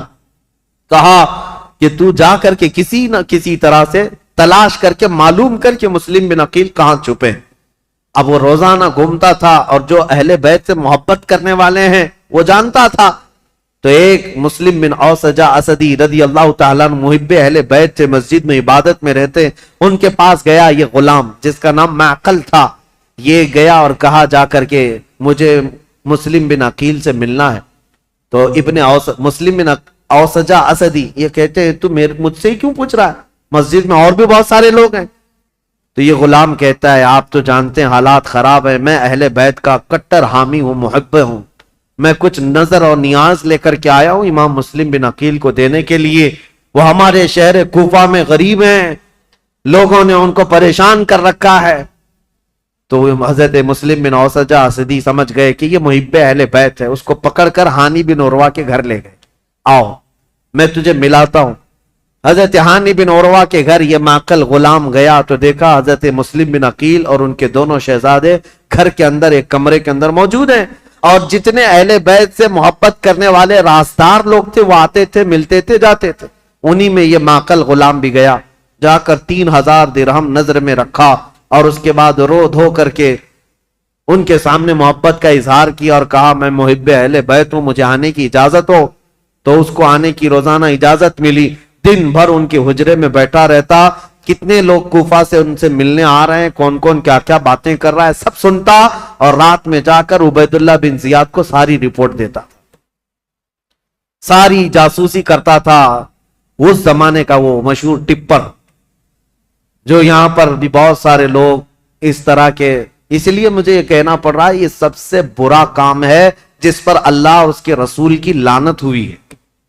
میرے آقا صلی اللہ تعالی علیہ وسلم نے ان کے لیے جہنم کی بشارت دی ہے جو مسلمانوں کی جاسوسی کرتے ہیں یا مسلمانوں کی خبریں کفار و مشرکین کو پہنچاتے ہیں. ان کو منافقین میں شمار کیا گیا, منافقین میں شمار کیا گیا ہے. حضور اکرم صلی اللہ تعالی علیہ وسلم اس قدر ناراض تھے, اس قدر ناراض, صرف ایک صحابی کی بارے میں بیچ میں بات آئی, عرض کرتا ہوں توبہ کریں میرے عزیزوں.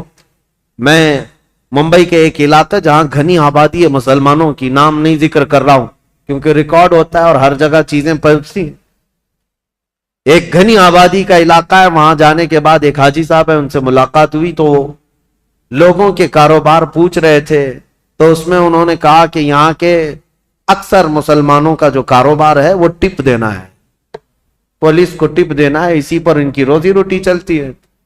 اور کچھ جو ہے جھوٹے فرضی کاغذات پر فلیٹوں کی خرید و فروخت کرتے ہیں, ٹوپی ڈالتے ہیں, یہی کاروبار ہے. نعوذ باللہ من ذالک. ان باتوں میں ہماری قوم کو سب سے زیادہ بدنام کیا گیا ہے یا ہوگا. 500 روپے 1000 روپے کے لیے کیا کوئی اپنی قوم بیچ دے گا؟ کوئی اپنی قوم بیچ دے گا؟ میرے عزیزوں تم ہرگز یہ مت سمجھنا کہ تمہاری خبریں دینے سے تم ان کے سامنے عزیز بن جاؤ گے. وہ ایسے کتے ہیں کہ ایک شکار کے بعد دوسرا شکار تم ہی ہوگے, تمہارا ہی نمبر ہو. اور میں جو بات عرض کر رہا تھا حدیث، وہ عرض کر کے آگے بڑھتا ہوں. ایک صحابی حضرت ابو لبابہ، یہودیوں کے متعلق حضور نے رات میں میٹنگ کی تھی کہ ان کے ساتھ کیا کرنا ہے. سارے صحابہ کا اتفاق ہو گیا تھا. یہودی چونکہ دھوکہ دیے تھے مدینے والوں کو، میٹنگ میں بات پاس ہو گئی کہ کیا کرنا ہے، لیکن حضور نے رات میں یہ کہا تھا کہ کوئی بھی اس بات کی خبر باہر نہیں پہنچائے گا، یہ رسول اللہ کا راز ہے. لیکن حضرت ابو لبابہ صحابی یہ باہر جا رہے تھے، یہودیوں نے انہیں پکڑ لیا. پرانی دوستی تھی، بچپن کی دوستی تھی. کہا ابو لبابہ سنا ہے رسول اللہ نے کچھ میٹنگ کی ہے ہمارے بارے میں، کیا مشورہ ہوا ہے؟ کہا نہیں بتاؤں گا، ہرگز نہیں بتاؤں گا، اللہ کے رسول کا راز ہے. تو ان پر پریشر ڈالنے لگے، پرانی دوستی کا واسطہ دیتے ہوئے، بچپن کی دوستی ہے، کچھ تو بتاؤ، اچھا اشارہ تو بتاؤ. میرے عزیزو، آج تو جان بوجھ کر کے پورا اپنا پروفیشنل اور اپنا کاروبار بنائے ہوئے لوگ ہیں. وہ تو حضرت ابو لبابہ غلطی سے ان کے ہاتھوں لگ گئے، تو انہوں نے اشارے سے صرف یوں کہا تھا کہ تمہارا ہو جائے گا کام ہونے میں. اور یہودی راتوں رات پورا مدینہ خالی کر کے بھاگ گئے. دوسرے دن حضور کو خبر ہوئی، حضور نے بلایا، پوچھا کہ کس نے خبر کی ہمارے رات کی بات کو. تو حضرت ابو لبابہ کہتے ہیں کھڑا ہو گیا، کیونکہ پتا ہے نہ بھی بتاتا تو مخبر صادق صلی اللہ علیہ وسلم کو ہر بات کی خبر ہے.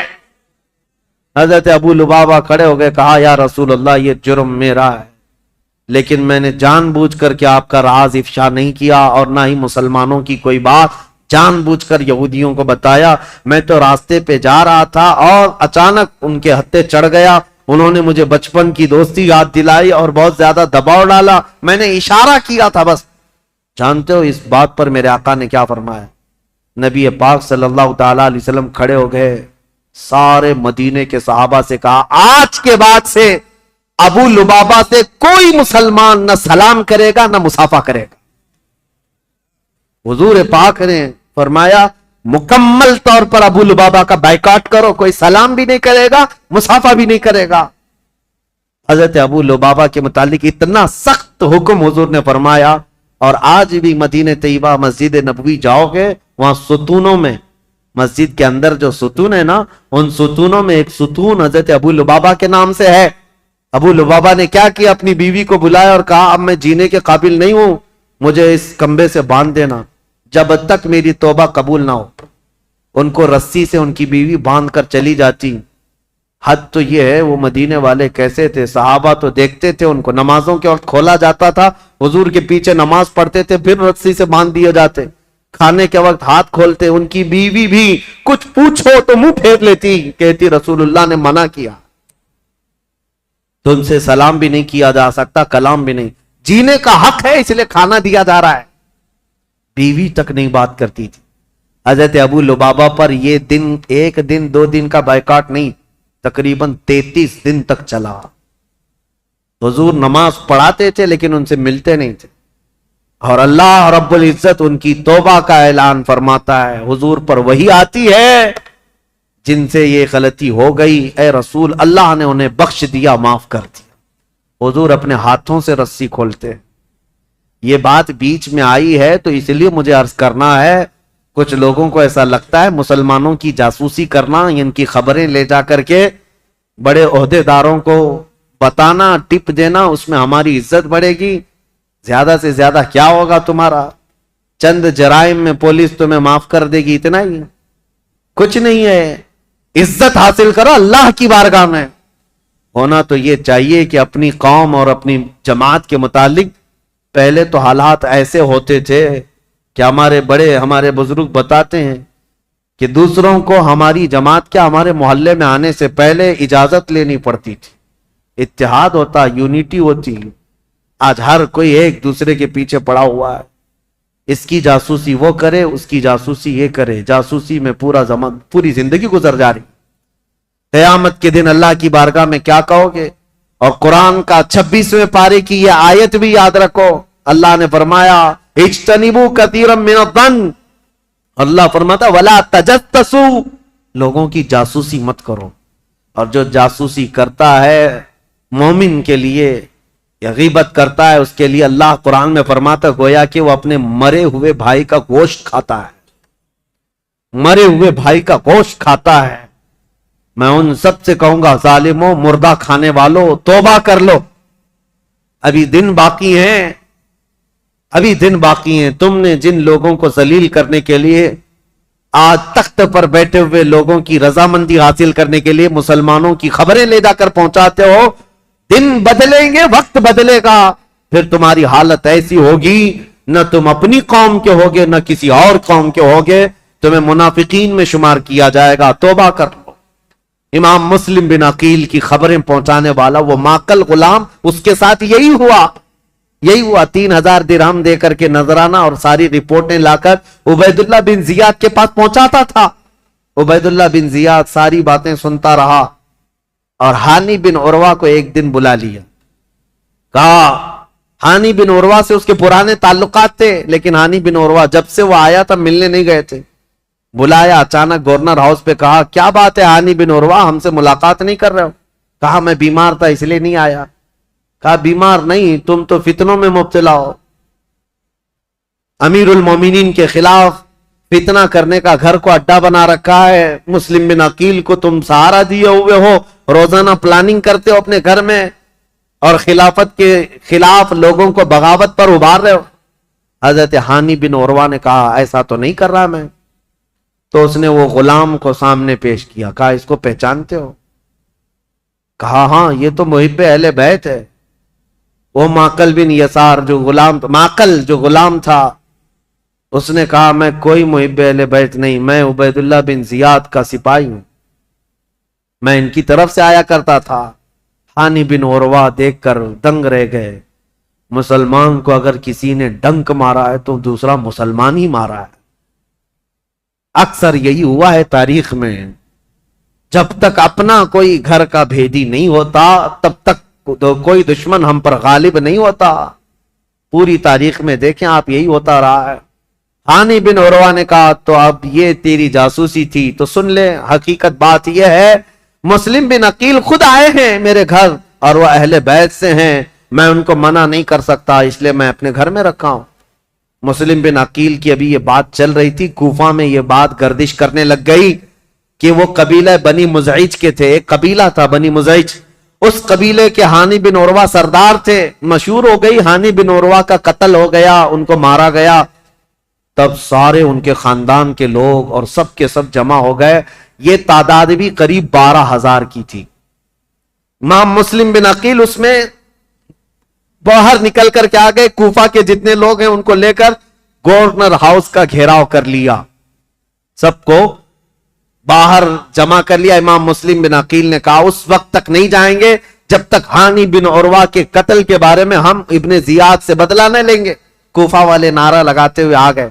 یہ وقت بھی ایسا تھا, امام مسلم بن عقیل چاہتے تو پورے گورنر ہاؤس کو تباہ کر دیتے, لیکن جب 12,000 لوگ آئے تھے تو ابن زیاد نے کیا کیا, ہانی بن عروہ کو اس نے قتل نہیں کیا تھا, گھر وہیں گورنر ہاؤس میں قید کر کے رکھا تھا. بوڑھے صاحب ہی تھے, ان کو پکڑ کر کے چھت پر لایا گیا اور یہ زور زبردستی ان سے کہا گیا اپنے قبیلے والوں سے کہہ دو واپس چلے جائیں, اپنے قبیلے والوں سے کہہ دو مسلم بن عقیل کا ساتھ چھوڑ دیں ورنہ ہانی بن عروہ تمہارا قتل ہو جائے گا, ٹکڑے ہو جائیں گے.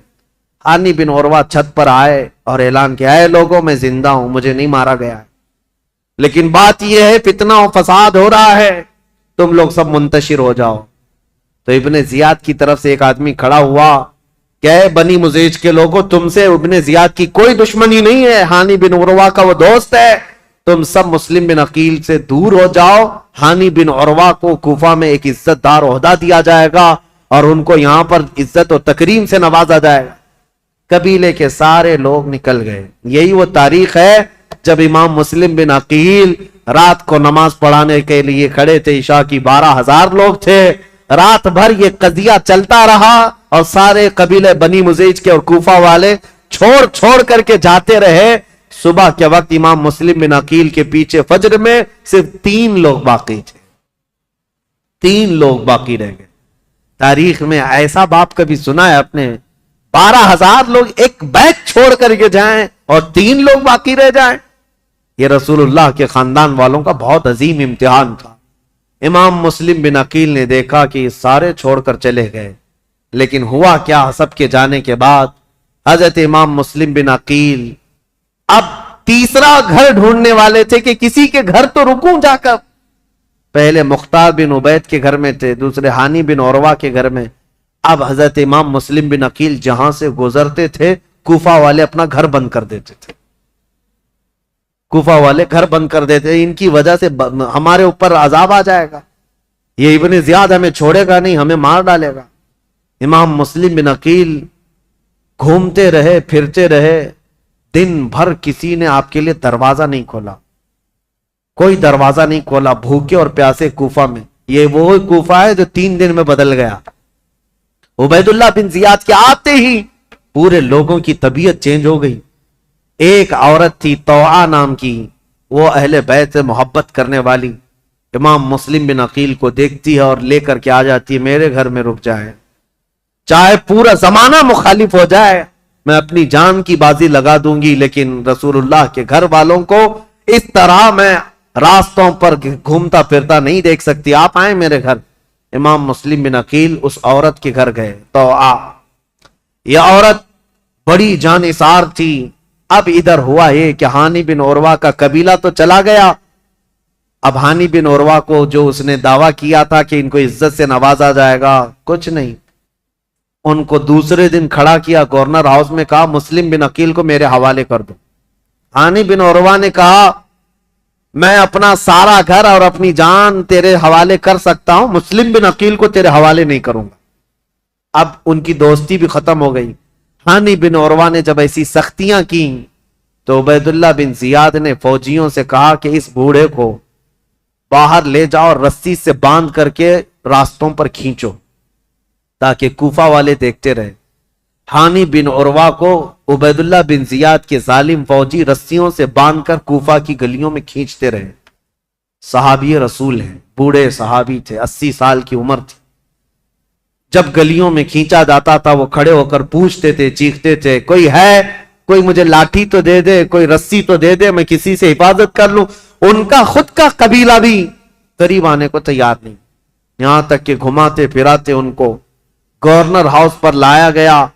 جب انہوں نے سخت جملے کہے، اے عبید اللہ بن زیاد سن لے، میں گواہی دیتا ہوں تو کذاب ابن کذاب ہے، اور جس کی خلافت کا تو دعویٰ کرتا ہے یزید، وہ سب سے بڑا دجال ہے، کذاب ہے. اس بات پر عبید اللہ بن زیاد نے حکم دیا اور ہانی بن عروہ رضی اللہ تعالیٰ عنہ کو پٹک کر کے قتل کر دیا گیا. صحابی رسول کو شہید کر دیا گیا. میرے عزیزوں، یہاں سے کوفہ میں جو اہل بیت اطہار کے جانثاروں کی شہادت شروع ہوئی، اس میں پہلے ہانی بن عروہ تھے، اور اس کے بعد وہ مسلم بن اوسجہ اسدی جو محب اہل بیت تھے، ان کا قتل ہوا. پھر آپ ڈھونڈنے کے لیے بھیجا کہ جہاں کئی مسلم بن عقیل ہیں ان کو ڈھونڈ کر کے لاؤ. یہ حالات ہوتے رہے، اور طوعا نام کی عورت کے گھر مسلم بن عقیل تھے. اتفاق ایسا کہ اس طوعا نامی عورت کا جو بیٹا تھا محمد بن اشعث، وہ ابن زیاد کے درباری تھا، فوجی تھا. اور اس کو خبر ملی تو ابن زیاد سے آ کر کے کہا میری ماں نے پناہ دے رکھی ہے مسلم بن عقیل کو، لیکن میری ماں بہت ڈھیٹ ہے، مانے گی نہیں، وہ مجھ سے بھی لڑ جائے گی، مسلم بن عقیل کو حوالے نہیں کریں. تو کیا کیا جائے؟ ابن زیاد نے پوچھا تو اس نے کہا بیٹے نے میرے ساتھ 10 فوجیوں کو بھیجو، کسی نہ کسی طرح گرفتار کر کے لاؤں گا. تو 10 فوجیوں کو یا 12 فوجیوں کو لے کر یہ محمد بن اشعث آیا اور اپنی ماں سے آ کر کہا کہ ماں تو ایک مجرم کو پناہ دی ہے، ماں تو نے ایک غدار کو اور دھوکے باز کو اور خلافت کے باغی کو پناہ دیا ہے، تجھے پتہ نہیں انجام کیا ہے؟ تو باہر نکلی اور کہا مجھے افسوس ہے اس دن پر جس دن میں نے تجھے دودھ پلایا تھا، اس دن پر مجھے افسوس ہے، اور تو کہتا ہے میں نے باغی کو پناہ دی ہے. نہیں، در حقیقت میں نے رسول اللہ کے گھر کو اپنے گھر میں بسایا ہے، میں نے رسول اللہ کے گھر کو اپنے گھر میں بسایا ہے. مسلم بن عقیل تیرے حوالے نہیں ہوں گے. اپنے بیٹے سے وہ لڑ گئی. اب یہ 12 لوگ امام مسلم بن عقیل کو پکڑنے آئے تو پہلی مرتبہ امام مسلم بن عقیل کو تلوار نکالنی پڑی. کوفہ میں پہلی مرتبہ جب تلوار نکالی تو یہی 10-12 سے آپ کا مقابلہ ہوا. اور یہ 10-12 کیا، یہ حیدر کرار رضی اللہ تعالیٰ عنہ کے گھر کا شیر ہے.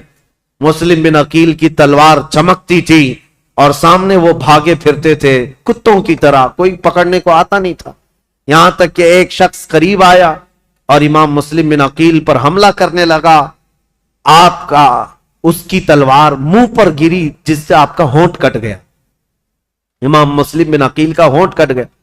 इमाम मुस्लिम बिन अकील, सख्त शिद्दत की धूप है उस दिन, तवा नामी खातून से कहते हैं, ऐ मुहिब्बे अहले बैत, जानिसाराने अहले बैत की खातून, मुझे थोड़ा पानी दे दो, मैं पानी पीऊंगा और इनका काम तमाम करूं। खातून पानी लाई, एक खटोरे में पानी लाई। इमाम मुस्लिम बिन अकील पानी के लिए जैसी खटोरी आगे करते हैं, खून पूरा उस पानी में गिरता। आपने पानी फेंक दिया कि खून का कतरा पानी में मिल जाए तो हराम है, पानी नहीं पिया जा सकता, खून पीना हराम है। दूसरी खटोरी लाई गई। आप जब लबहों के करीब लगाते उसमें भी खून टपकता था। आपने वो पानी भी छोड़ दिया, कहा साफ पानी पीना मुसलमान के लिए हलाल है, खून जिस पानी में मिल जाए वो हराम है, मैं हराम पानी आखिर वक्त नहीं पी सकता। तीसरी मर्तबा लाया गया, तीसरी मर्तबा भी वो खटोरी खून से लाल हो गई। आपने रख दिया और कहा शायद अब मेरी जिंदगी में दुनिया का पानी नहीं है। इमाम मुस्लिम बिन अकील लड़ने के लिए फिर बाहर आए तो इन जालिमों ने क्या कहा, मोहम्मद बिन आशास वगैरह ने कहा, मुस्लिम हम तुमसे लड़ना नहीं चाहते, अमान देते हैं।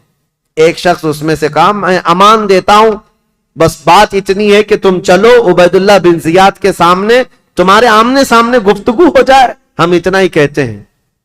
जैसे आज भी आते हैं ना पुलिस वाले, सिर्फ बात करना है, बात करने के लिए जाना है।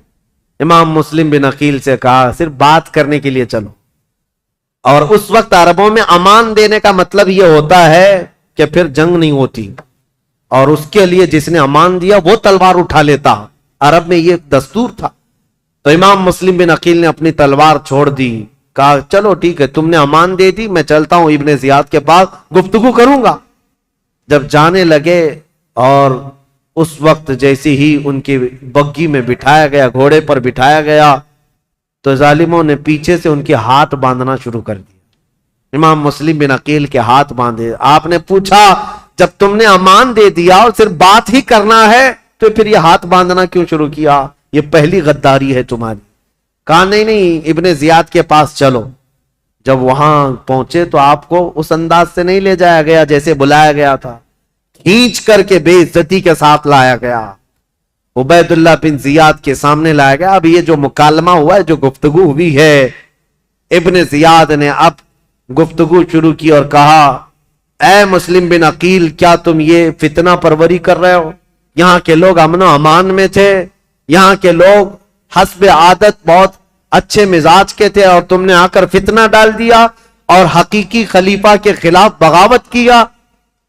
इमाम मुस्लिम बिन अकील ने कहा, ना हम फितना करने के लिए आए और ना यहाँ के लोग अमन अमान में थे। हमको ये खबर दी गई कि यहाँ तेरे बाप की हुकूमत जुल्म के साथ कायम की गई है और इनके साथ कूफा वालों के साथ जुल्म होता था।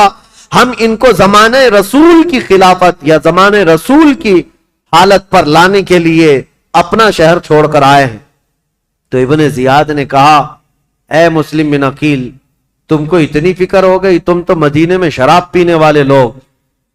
मुस्लिम बिन अकील ने मुस्कुरा कर कहा, पूरा जमाना गवाह है, रसूलुल्लाह का घराना शराब तो दूर की बात, मेरी खटोरी में खून का कतरा गिरा था, मैंने वो फेंक दिया है। शराब की बात करता है, शराब तो तुझ जैसा आदमी पीता और तेरा अमीर पीता है यजीद, जो मुसलमानों की खून पर अपनी कुर्सी बिछाया हुआ है। ये बातें सख्त हो गई इमाम मुस्लिम बिन अकील की और इब्ने जियाद की। इब्ने जियाद ने कहा कि मुस्लिम, अभी तुम्हारे पास वक्त है कि तुम यजीद की इमारत और उसकी खिलाफत को तस्लीम कर लो, तो हमारे दरमियान बात बन जाएगी। इब्ने जियाद ने जैसे ही कहा, मुस्लिम बिन अकील ने कहा, तू हमसे उस बात का वादा लेना चाह रहा है जो कयामत तक होने वाला नहीं है, जो कयामत तक होने वाला नहीं है, और हमारी जिंदगियां क्या, हमारी नस्लें खत्म हो जाएंगी, लेकिन जिस बात पर तू अहद लेना चाहता है वो मुमकिन नहीं है। इब्ने जियाद ने तलवार निकाली और कहा, अगर वो मुमकिन नहीं है तो फिर मेरी तलवार से तुम्हारा मुकाबला मुमकिन है। مسلم بن عقیل نے کہا میں نہیں کہتا تھا کہ تجھ جیسا خون پینے والا ہی شرابی ہے اور تیرے لیے ہی یہ سزاوار ہے کہ تو ہی مسلمان کے خون سے اپنے آپ کو آلودہ کر سکتا ہے. یہ گفتگو ہوتی رہی کوفہ کے گورنر ہاؤس میں. عبید اللہ بن زیاد نے امام مسلم بن عقیل کو پیچھے ہاتھ باندھ کر اوپر چھت پر لے جانے کا حکم دیا. جلاد کو بلایا اور جلاد کو بلانے کے بعد امام مسلم بن عقیل کی ہڈیاں توڑی گئیں. آپ کی ہڈیاں توڑی گئیں اور اس کے بعد امام مسلم بن عقیل کو قتل کر کے گورنر ہاؤس کے اوپر سے پھینکا گیا. آپ کا سر مبارک الگ اور جسم مبارک الگ پھینکا گیا تھا. انا للہ و انا الیہ راجعون. یہ خاندان نبوت کے پہلے شہید ہیں، پہلے شہید کوفہ میں جنہوں نے دم توڑ دیا. لیکن جانتے ہو گورنر ہاؤس میں مسلم بن عقیل کی یہ حالت تھی کہ جب آپ کے ہاتھ باندھ کر کے آپ کو اوپر لے جایا جا رہا تھا تو کئی لوگ وہاں موجود تھے. ان کی طرف دیکھ دیکھ کر کے امام مسلم بن عقیل کہہ رہے تھے اے لوگوں، دنیا کا یہ دستور ہے، قیصر اور کسریٰ جیسے ظالم بادشاہ بھی جب کسی کو پھانسی دیتے تو پھانسی دینے سے پہلے اس سے پوچھ لیتے تیری کوئی خواہش ہے تو بتا دے. یہ کیسی حکومت تمہاری آ گئی؟ کیا مجھ سے کوئی پوچھنے والا نہیں ہے؟ تو لوگ کہتے اگر کوئی چیز جانتے چاہتے ہو تو بتاؤ. امام مسلم بن عقیل یہ کہہ رہے تھے میں یہ نہیں چاہتا کہ میرے بچوں کی دیکھ بھال ہو، میں یہ نہیں چاہتا کہ میرے گھر بار میری جائیداد کا خیال ہو، میں یہ بھی نہیں چاہتا کہ میرے بعد میری خبر مدینے پہنچائی جائے. بس اتنی خواہش ہے میری موت سے پہلے حسین ابن علی کو یہ پیغام پہنچا دو کہ وہ کوفہ جیسے بددیانت شہر میں کبھی نہ آئے. میرا یہ پیغام پہنچا دو کہ وہ اس شہر میں نہ آنے پائیں، اس لیے کہ اس نواز رسول کے ساتھ اگر ایسا ہوا جیسا میرے ساتھ ہو رہا ہے تو قیامت کے دن میں ان کو کیا منہ دکھاؤں گا.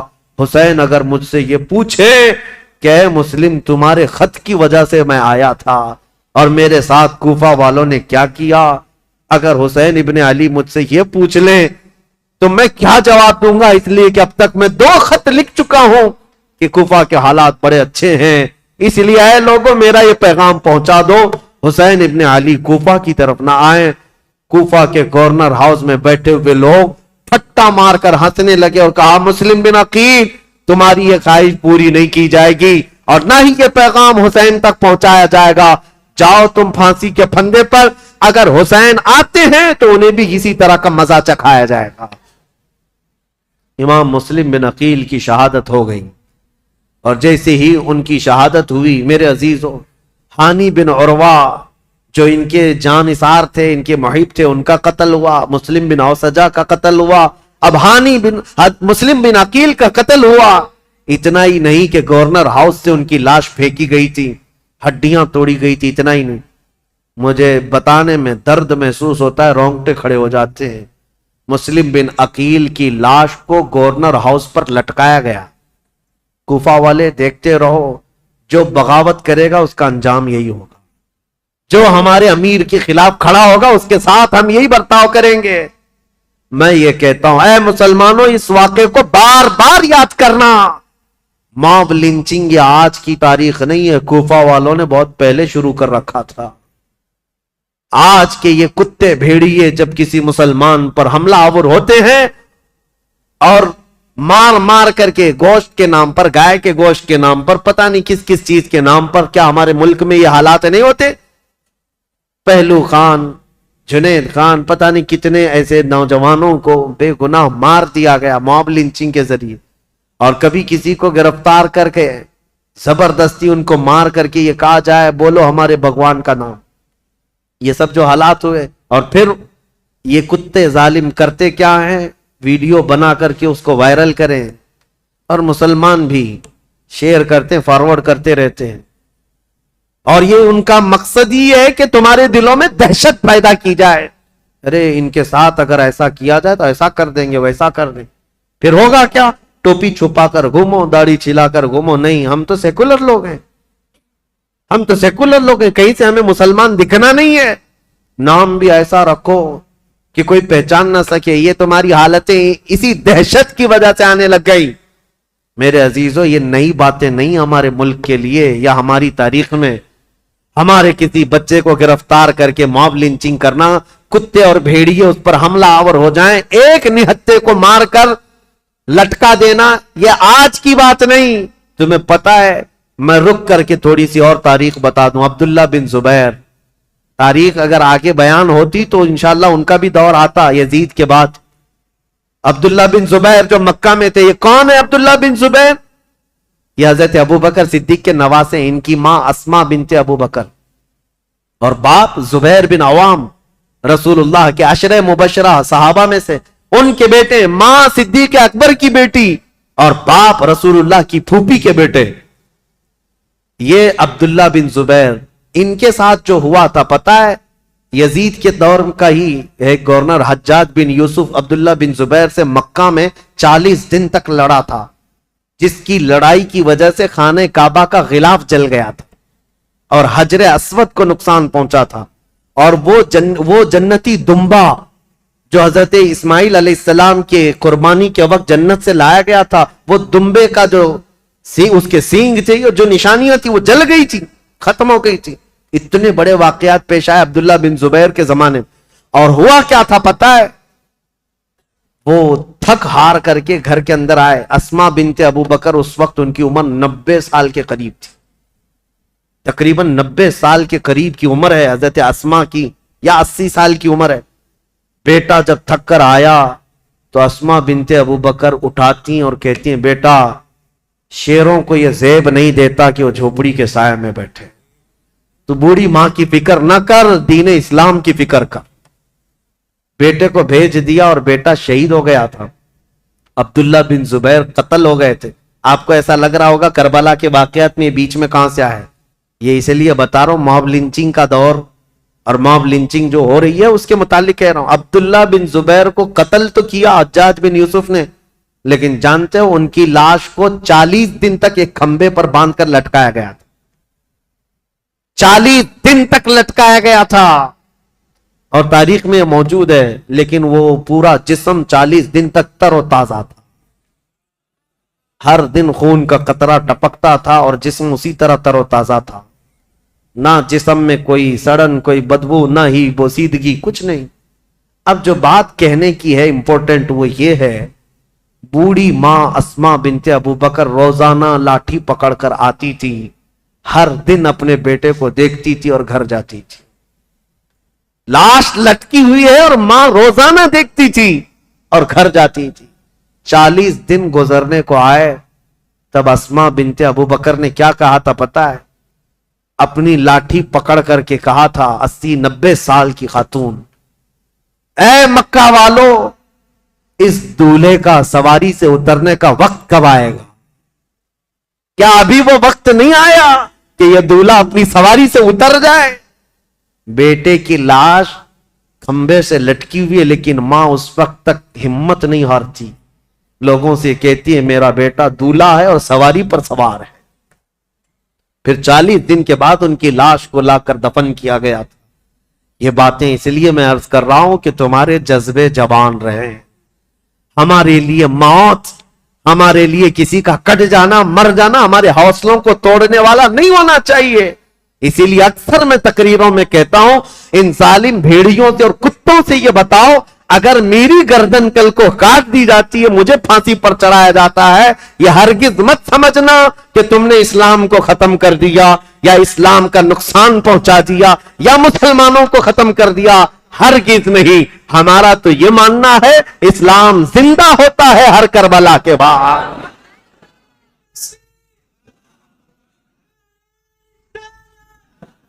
اسلام زندہ ہوتا ہے ہر کربلا کے بعد. حضرت امام مسلم بن عقیل کی لاش کو لٹکا کر کوفہ والوں نے یہ موب لنچنگ ہی تو کیا تھا. تو کیا اس وقت اسلام ختم ہو گیا؟ سب ڈر کر کے، سہم کر کے سب چیزیں چھوڑ دیے؟ نہیں میرے عزیزو، اسلام پھلتا رہا، پھولتا رہا. اسی لیے یہ کچھ دیر کی خاموشی ہے، پھر شور آئے. آج کتوں کا وقت ہے، کل ہمارا دور ہے انشاءاللہ العزیز. امام مسلم بن عقیل کی شہادت کے بعد جو ہولناک مناظر پیش آئے کوفہ کی سرزمین پر، وہ بیان سے باہر ہیں میرے عزیزو. اب میں رلانے کے لیے بیان نہیں کرتا، لیکن غم ہمارا قدرتی ہے غم ہمارا فطرتی ہے، آ جاتا ہے. میں تو بیان اس لیے کرتا ہوں کہ ہمارے بچے جوان رہیں اور بوڑھے بھی جوان رہیں. کربلا کی داستان سن کر ڈر کر کے سہم کر کے حالات سے سمجھوتا کرنے والی باتیں نہ کریں، بلکہ ہمیشہ ایک بات یاد رکھیں، تلوے چاٹنے والوں کی تاریخ نہیں لکھی جاتی، باطل سے ٹکرانے والوں کی تاریخ لکھی جاتی. یہ کوئی کمال کی بات نہیں. آج جو حکومت میں ہے اس کے تلوے چاٹیں، اس کی جوتیاں اٹھائیں. یہ چڑھتے سورج کو پوجا کرنے والے لوگ ہر زمانے میں آتے رہیں گے، ان کا نام و نشان نہیں ہوتا.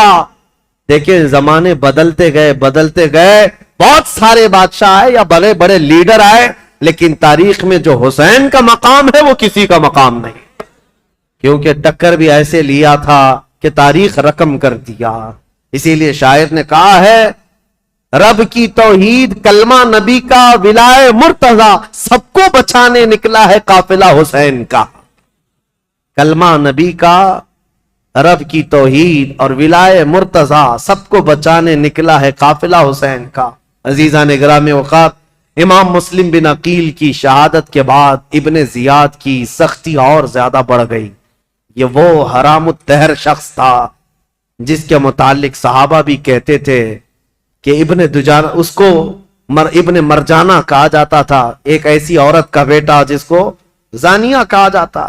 اس کے اندر کہاں سے اچھائیاں آتی، کہاں سے نرم دلی آتی، کہاں سے رحم آتا. پھر ہوا یہ کہ ابن زیاد کو یہ خبر دی گئی، جب مسلم آئے تھے تو ان کے ساتھ 2 بیٹے بھی آئے تھے.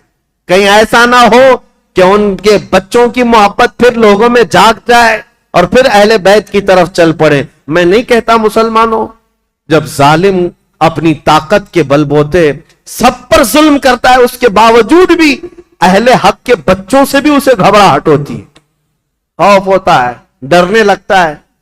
آپ کو پتا ہے وہ پاکھنڈی خنزیر کا بچہ جو حضور کی شان میں گستاخی کرتا تھا، غازی آباد میں ڈاسنا میں بیٹھ کر ایک مرتبہ اس کے مندر میں 8 سال کا بچہ کہیں پانی پینے کے لیے چلا گیا. دوسرے دن پورے نیوز والوں کو بلا لیا، پولیس میں خبر کر دیا آتنکوادی آ گیا تھا میرے گھر، کوئی ٹیررسٹ آ گیا تھا. 8 سال کا بچہ پانی پینے کے لیے بھولے بھٹکے چلا گیا، لیکن نام تھا مسلمان. تو ہم یہ کہتے ہیں میرے عزیزو، یہ جو ڈراؤنا خواب ہے، تمہارے پاس ساری طاقت، ساری قوت، سارا عہدہ، سارا ڈپارٹمنٹ، سب کچھ ہے، لیکن پھر بھی دیکھو اہل حق کا 8 سالہ بچہ بھی تمہیں بم لگتا ہے. کیوں؟ الحمدللہ ہم حق کے ساتھ جیتے ہیں، تنہا پورے ملک میں گھوم رہے ہیں، ہمیں کسی بات کا خوف نہیں. ہم تو اپنی چادر لیے گھومتے ہیں یا امامہ پہن کر، جس دن موت آئے گی اسی کو کفن بنائیں گے اور سو جائیں گے.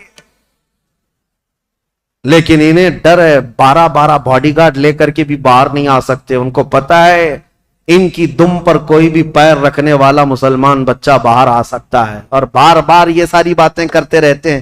اس لیے میرے عزیزوں، 1000 طاقتیں جمع ہو جائیں، اہل حق کی استقامت کا مقابلہ نہیں ہو سکتا. امام مسلم بن عقیل کے 2 بچوں کو کیا معاملہ تھا، ان کی عمر کتنی تھی؟ تاریخ میں یہ ہے 8 سال یا 11 سال کی عمر کے بچے تھے. اتنے بچے کس کو نقصان پہنچا سکتے تھے، لیکن ڈر تھا. ابن زیاد نے کہا وہ دونوں بچوں کو بھی پکڑ لاؤ جہاں کہیں ہیں تو مسلم بن عقیل کے. بچوں سے بھی نفرت یا بچوں سے بھی ڈر. اب ظالم کوفی ادھر ادھر ڈھونڈنے نکلے. ان بچوں کے ساتھ جو ہوا تھا وہ دردناک ہے، تاریخ میں اور روایات میں موجود ہے. یہ دونوں بچے محمد اور ابراہیم، کوفہ والے تو انہیں پناہ دینے سے منع کر رہے تھے. ایک مرتبہ ایسا ہوا کہ ایک مسلم بن عقیل رضی اللہ تعالیٰ عنہ نے جانے سے پہلے اپنے ایک جان پہچان شخص اور ان کی محبت کرنے والے تھے قاضی شریح، ان کے حوالے کر دیا تھا. کہا کہ ان کو آپ مدینہ طیبہ رخصت کر دینا. قاضی شریح ہے یا کوئی دوسرا نام ہے. امام مسلم بن عقیل نے جن کے لیے وصیت کی تھی، ان صاحب نے کیا کیا، کہا ان بچوں کو رات کے وقت سجایا سنوارا اور کہا دیکھو بیٹا، ایک قافلہ آج مدینے کی طرف جا رہا ہے، تم اس قافلے میں شامل ہو جاؤ، تم اپنے گھرانے پہنچ جاؤ گے، تمہارا خاندان مدینے میں ہے، تمہارے باپ تو شہید ہو گئے، تمہارے باپ تو قتل ہو گئے، کوفہ اجنبی ہے، یہاں کس کے گھر رہو گے. بچے سہمے ہوئے، ڈرے ہوئے، باپ کی آغوش تربیت میں ناز و نیام سے آئے ہوئے مان لیا اور کہا ٹھیک ہے. ان صاحب نے اپنے بیٹے کو کہا کہ ان بچوں کو اس قافلے تک پہنچا کر آؤ. بیٹا لے کر گیا. قافلہ نکل گیا تھا, دور سے دکھا دیا وہ دیکھو قافلہ جا رہا ہے, دوڑ کے شامل ہو جاؤ. چھوٹے بچے تھے, دوڑتے رہے اس قافلے کو پکڑنے کے لیے اور قافلہ چلتا رہا. دھول لڑتی رہی. کبھی ایک بچہ گر جاتا, دوسرا اٹھاتا, دوسرا گرتا, یہ اٹھاتا. پاؤں میں کانٹے چبھتے رہے.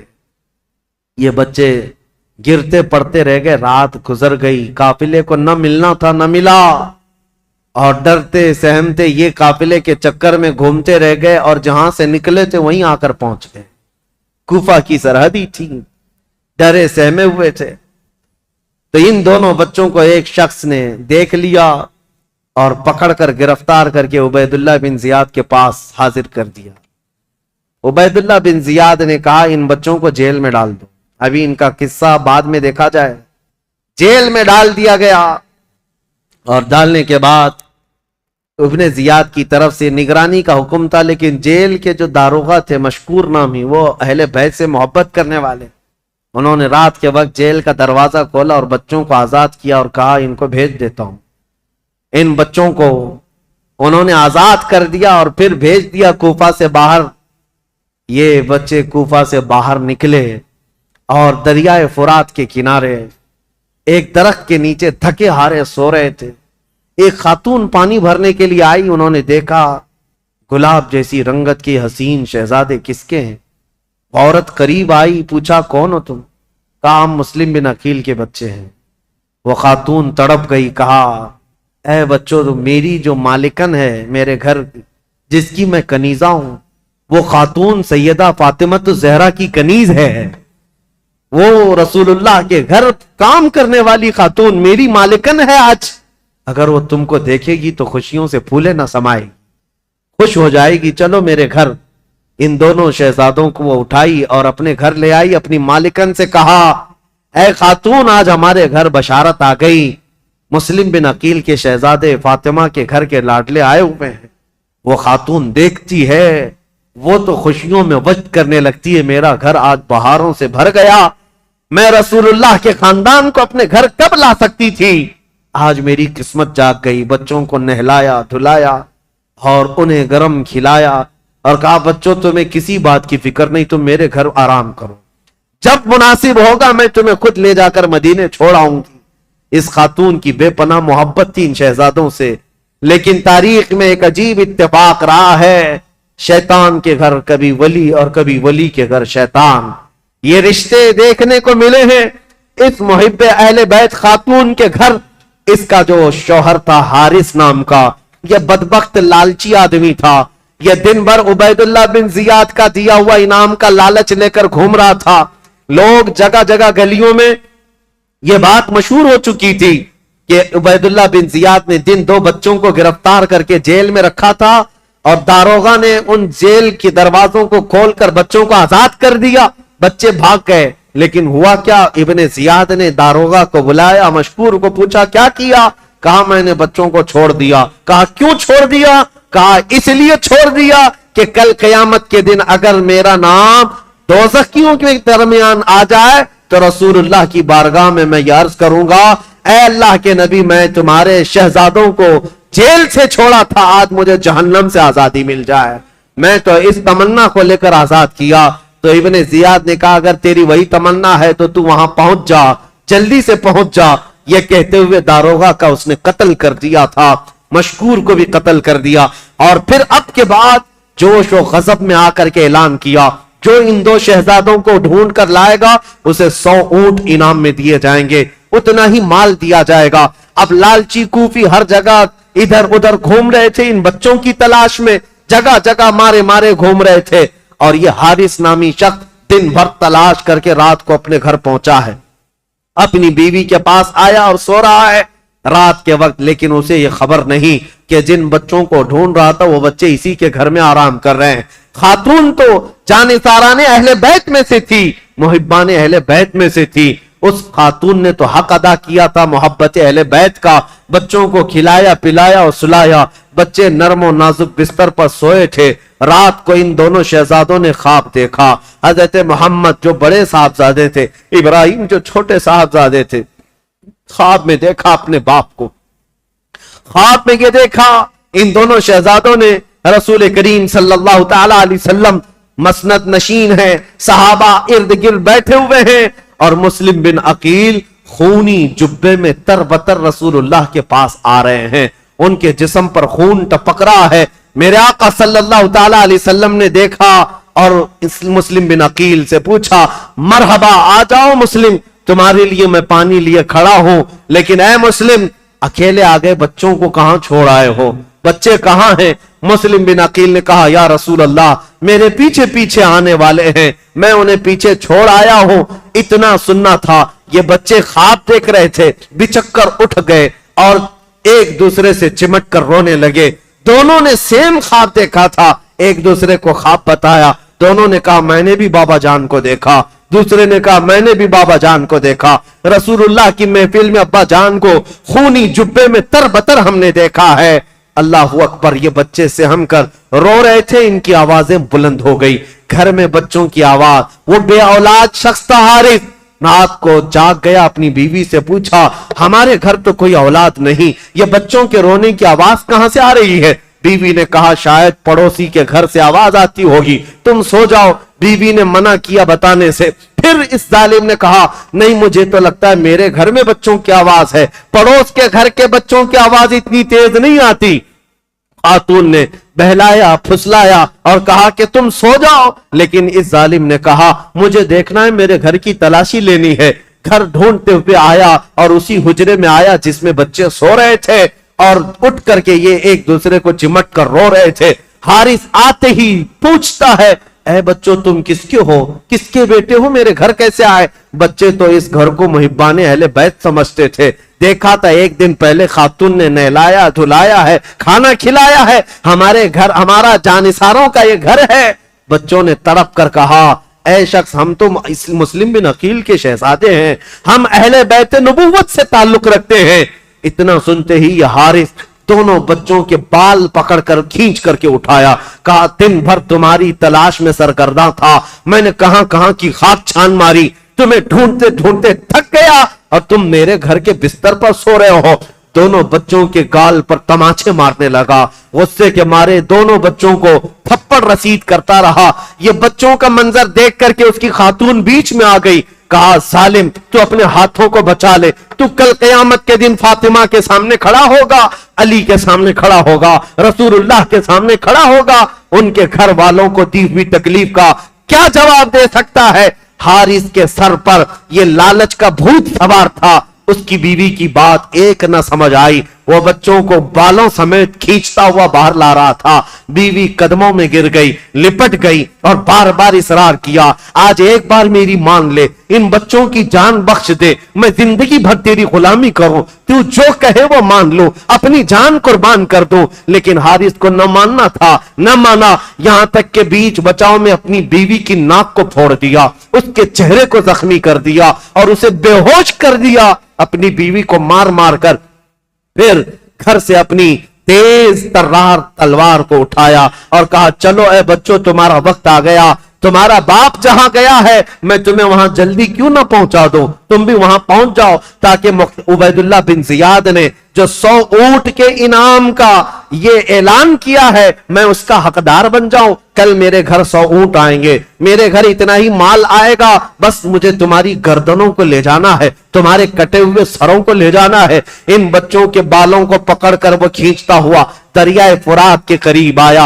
अजीजा ने गिरामी वकार, तारीख की ये सच्चाइयां जब हम पढ़ते हैं आंखें भीग जाती हैं, हमारा जिस्म बोझल हो जाता है, कलेजा मुंह को आता है। इन बच्चों की उस वक्त भी मोहब्बत ये थी, दोनों एक दूसरे से लिपटे हुए। हारिस से क्या कहते हैं मोहम्मद, जो बड़े साहबजादे थे, वो ये कहते, हारिस एक बात कहता हूं, मेरी आखिरी ये बात सुन ले, इसलिए कि पहले जब तू तलवार चलाए तो मेरी गर्दन पर मार देना, इसलिए कि ये छोटा जो है इसका कत्ल मैं देख ना सकूंगा, मैं इसके कत्ल को अपनी आंखों से गवारा न कर सकूंगा। छोटे ने बढ़ करके उसको थाम लिया और कहा, हारिस हरगिज मेरे भाई की मत सुनना, इसलिए कि पहली तलवार मेरी गर्दन पर चलाना। मैं अपने बड़े भाई के कत्ल को देख ना सकूंगा।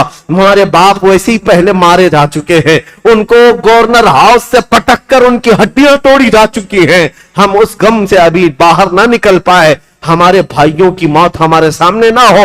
एक दूसरे पर बहसो मुबाहिसा कर रहे हैं। एक कहता मुझे पहले कत्ल कर दो, दूसरा कहता पहले मुझे कत्ल कर दो। जब कत्ल होना ही है तो ये कैसा मिजाज था जो रसूलुल्लाह के खानदान में था। मरना है ही तो भाई की मौत देखकर क्यों मरे, भाई को मरता हुआ देखकर क्यों मरे। मरना है ही तो पहली अपनी जान दे दे, भाई की हिफाजत हो सकती है तो हो जाए। ये मिजाज रसूलुल्लाह के मुआशरे में मिलता है, मेरे आका का बनाया हुआ मिजाज था। दोनों शहजादे जब बहस मुबाहिसा करते रहे, हारिस ने दोनों की गर्दनों को पकड़ा और कहा तुम दोनों की ख्वाहिश पूरी एक साथ करता हूं। तलवार हवा में लहराया और एक साथ गर्दन पर मारा, जिससे दोनों शहजादों के सर हवा में उड़ गए। और इन नौनहालों का ऐसा कत्ल दुनिया ने देखा कि सर उड़ते हुए रेत में आकर गिर गए। इसीलिए शायर ने तो कहा था उन फूलों का क्या जो बहारे जा फिजा दिखला गए, अफसोस तो उन कलियों का है जो बिन खिले मुरझा गए, बिन खिले मुरझा गए। इन फातिमा के लाडलों का, अहले बैत नबुव्वत के, खानदान नबुव्वत के शहजादों का ये पहला कत्ल था। इस कम उम्री में ये दो बच्चे शहीद हो गए कूफा की सरजमीन पर। इन दोनों के सरों को सजा करके दूसरे दिन ये हारिस नामी बदबख्त सालिम उबैदुल्लाह बिन जियाद के गवर्नर हाउस में पहुंचा और ये दोनों शहजादों के सर लाया और कहा ऐलान के मुताबिक मेरे 100 ऊंट मुझे दे दो, 100 ऊंट का इनाम मुझे दे दो। उबैदुल्लाह बिन जियाद ने कहा अरे सालिम तुझे किसने कहा था कि इनके मुर्दा, इनके कटे हुए सर लाने के लिए? मैं तो जिंदा लाने के लिए कहा था। अगर यजीद ने मुझसे पूछ लिया कि इन बच्चों को कत्ल करने का ऑर्डर किसने दिया था तो मैं क्या पेश करूंगा। ये कहते हुए उबैदुल्लाह बिन जियाद ने उसी वक्त हारिस की गर्दन उड़ा दिया जो सुबह के वक्त बच्चों का कातिल था। रब्बुल आलमीन ने शाम से पहले उस जालिम को कैफर किरदार तक पहुंचाया। इसीलिए कुरान कहता है सयअलमुल्लज़ीना ज़लमू अय्य मुनक़लिबिन यनक़लिबून, अन करीब जालिम ये जान लेंगे किस खाई में अल्लाह उन्हें गिराएगा। जुल्म की एक तारीख होती है, जुल्म की हुकूमत ज्यादा देर तक नहीं चल सकती, अल्लाह करीम की पकड़ आ ही जाती है। अजीजा ने गिरामी वकार, तारीख के इन औराक को आज मैं यहां रोकता हूं इसलिए कि ये कूफा की जमीन जो खूने अहले बैत से लाल हुई, इसके बाद अहले बैत यहां आए नहीं, यहां आए नहीं। खत तो जा चुके थे इमाम हुसैन के पास, अब इमाम हुसैन का काफिला मक्का से निकलना था और फिर वो करबला पहुंचना था। जो खूनी मंजर वहां होना था वो सारे वाकयात इंशाअल्लाह अजीज ये करबला की दास्तान हम सुनाएंगे ताकि आपके अंदर ये दिक्कत भी तारी हो। ये नहीं कि हम खिचड़े खाएं, ये नहीं कि हम सिर्फ शरबतें पिएं, ये नहीं कि हम अच्छे अच्छे खाने खाएं।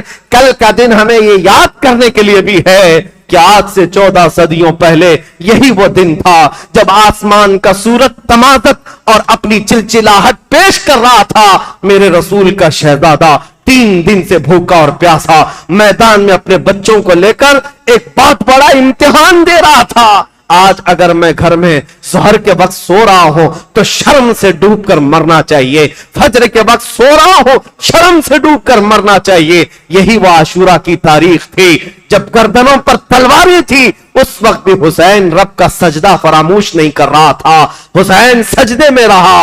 और मेरे अजीजों, रसूलुल्लाह के उस खानदान का तस्वुर लेकर के कल का दिन हमें जीना है और खिराज तहसीन पेश करना है, अकीदत के नजराने पेश करने हैं और फिर ये पुकार करके जाना है, इन जालिम कुत्तों को बता करके जाना है। हम हर साल करबला बयान करके फिर एक नया हौसला लेकर उठते हैं और दुनिया को ये बताते हैं कत्ले हुसैन असल में मर्गे यजीद है, इस्लाम जिंदा होता है हर करबला के बाद। तू न होता तो न रह जाती सदाकत ऐ हुसैन, फिर इस जमाने को तेरी जरूरत है ऐ हुसैन। सलाम उन शहीदान करबला को और सलाम अहले बैत अतहार के उन नौनिहालों को। मौला करीम आखिर जिंदगी तक अहले बैत के कदमों में जिंदगी अता फरमाए। اور جانثاران اہل بیت میں ہمارا شمار فرمائے. قیامت کے دن اللہ ہم سب کا حشر اہل بیت کے سائے تلے عطا فرمائے. وآخر دعوانا ان الحمد للہ رب العالمین. السلام علیکم.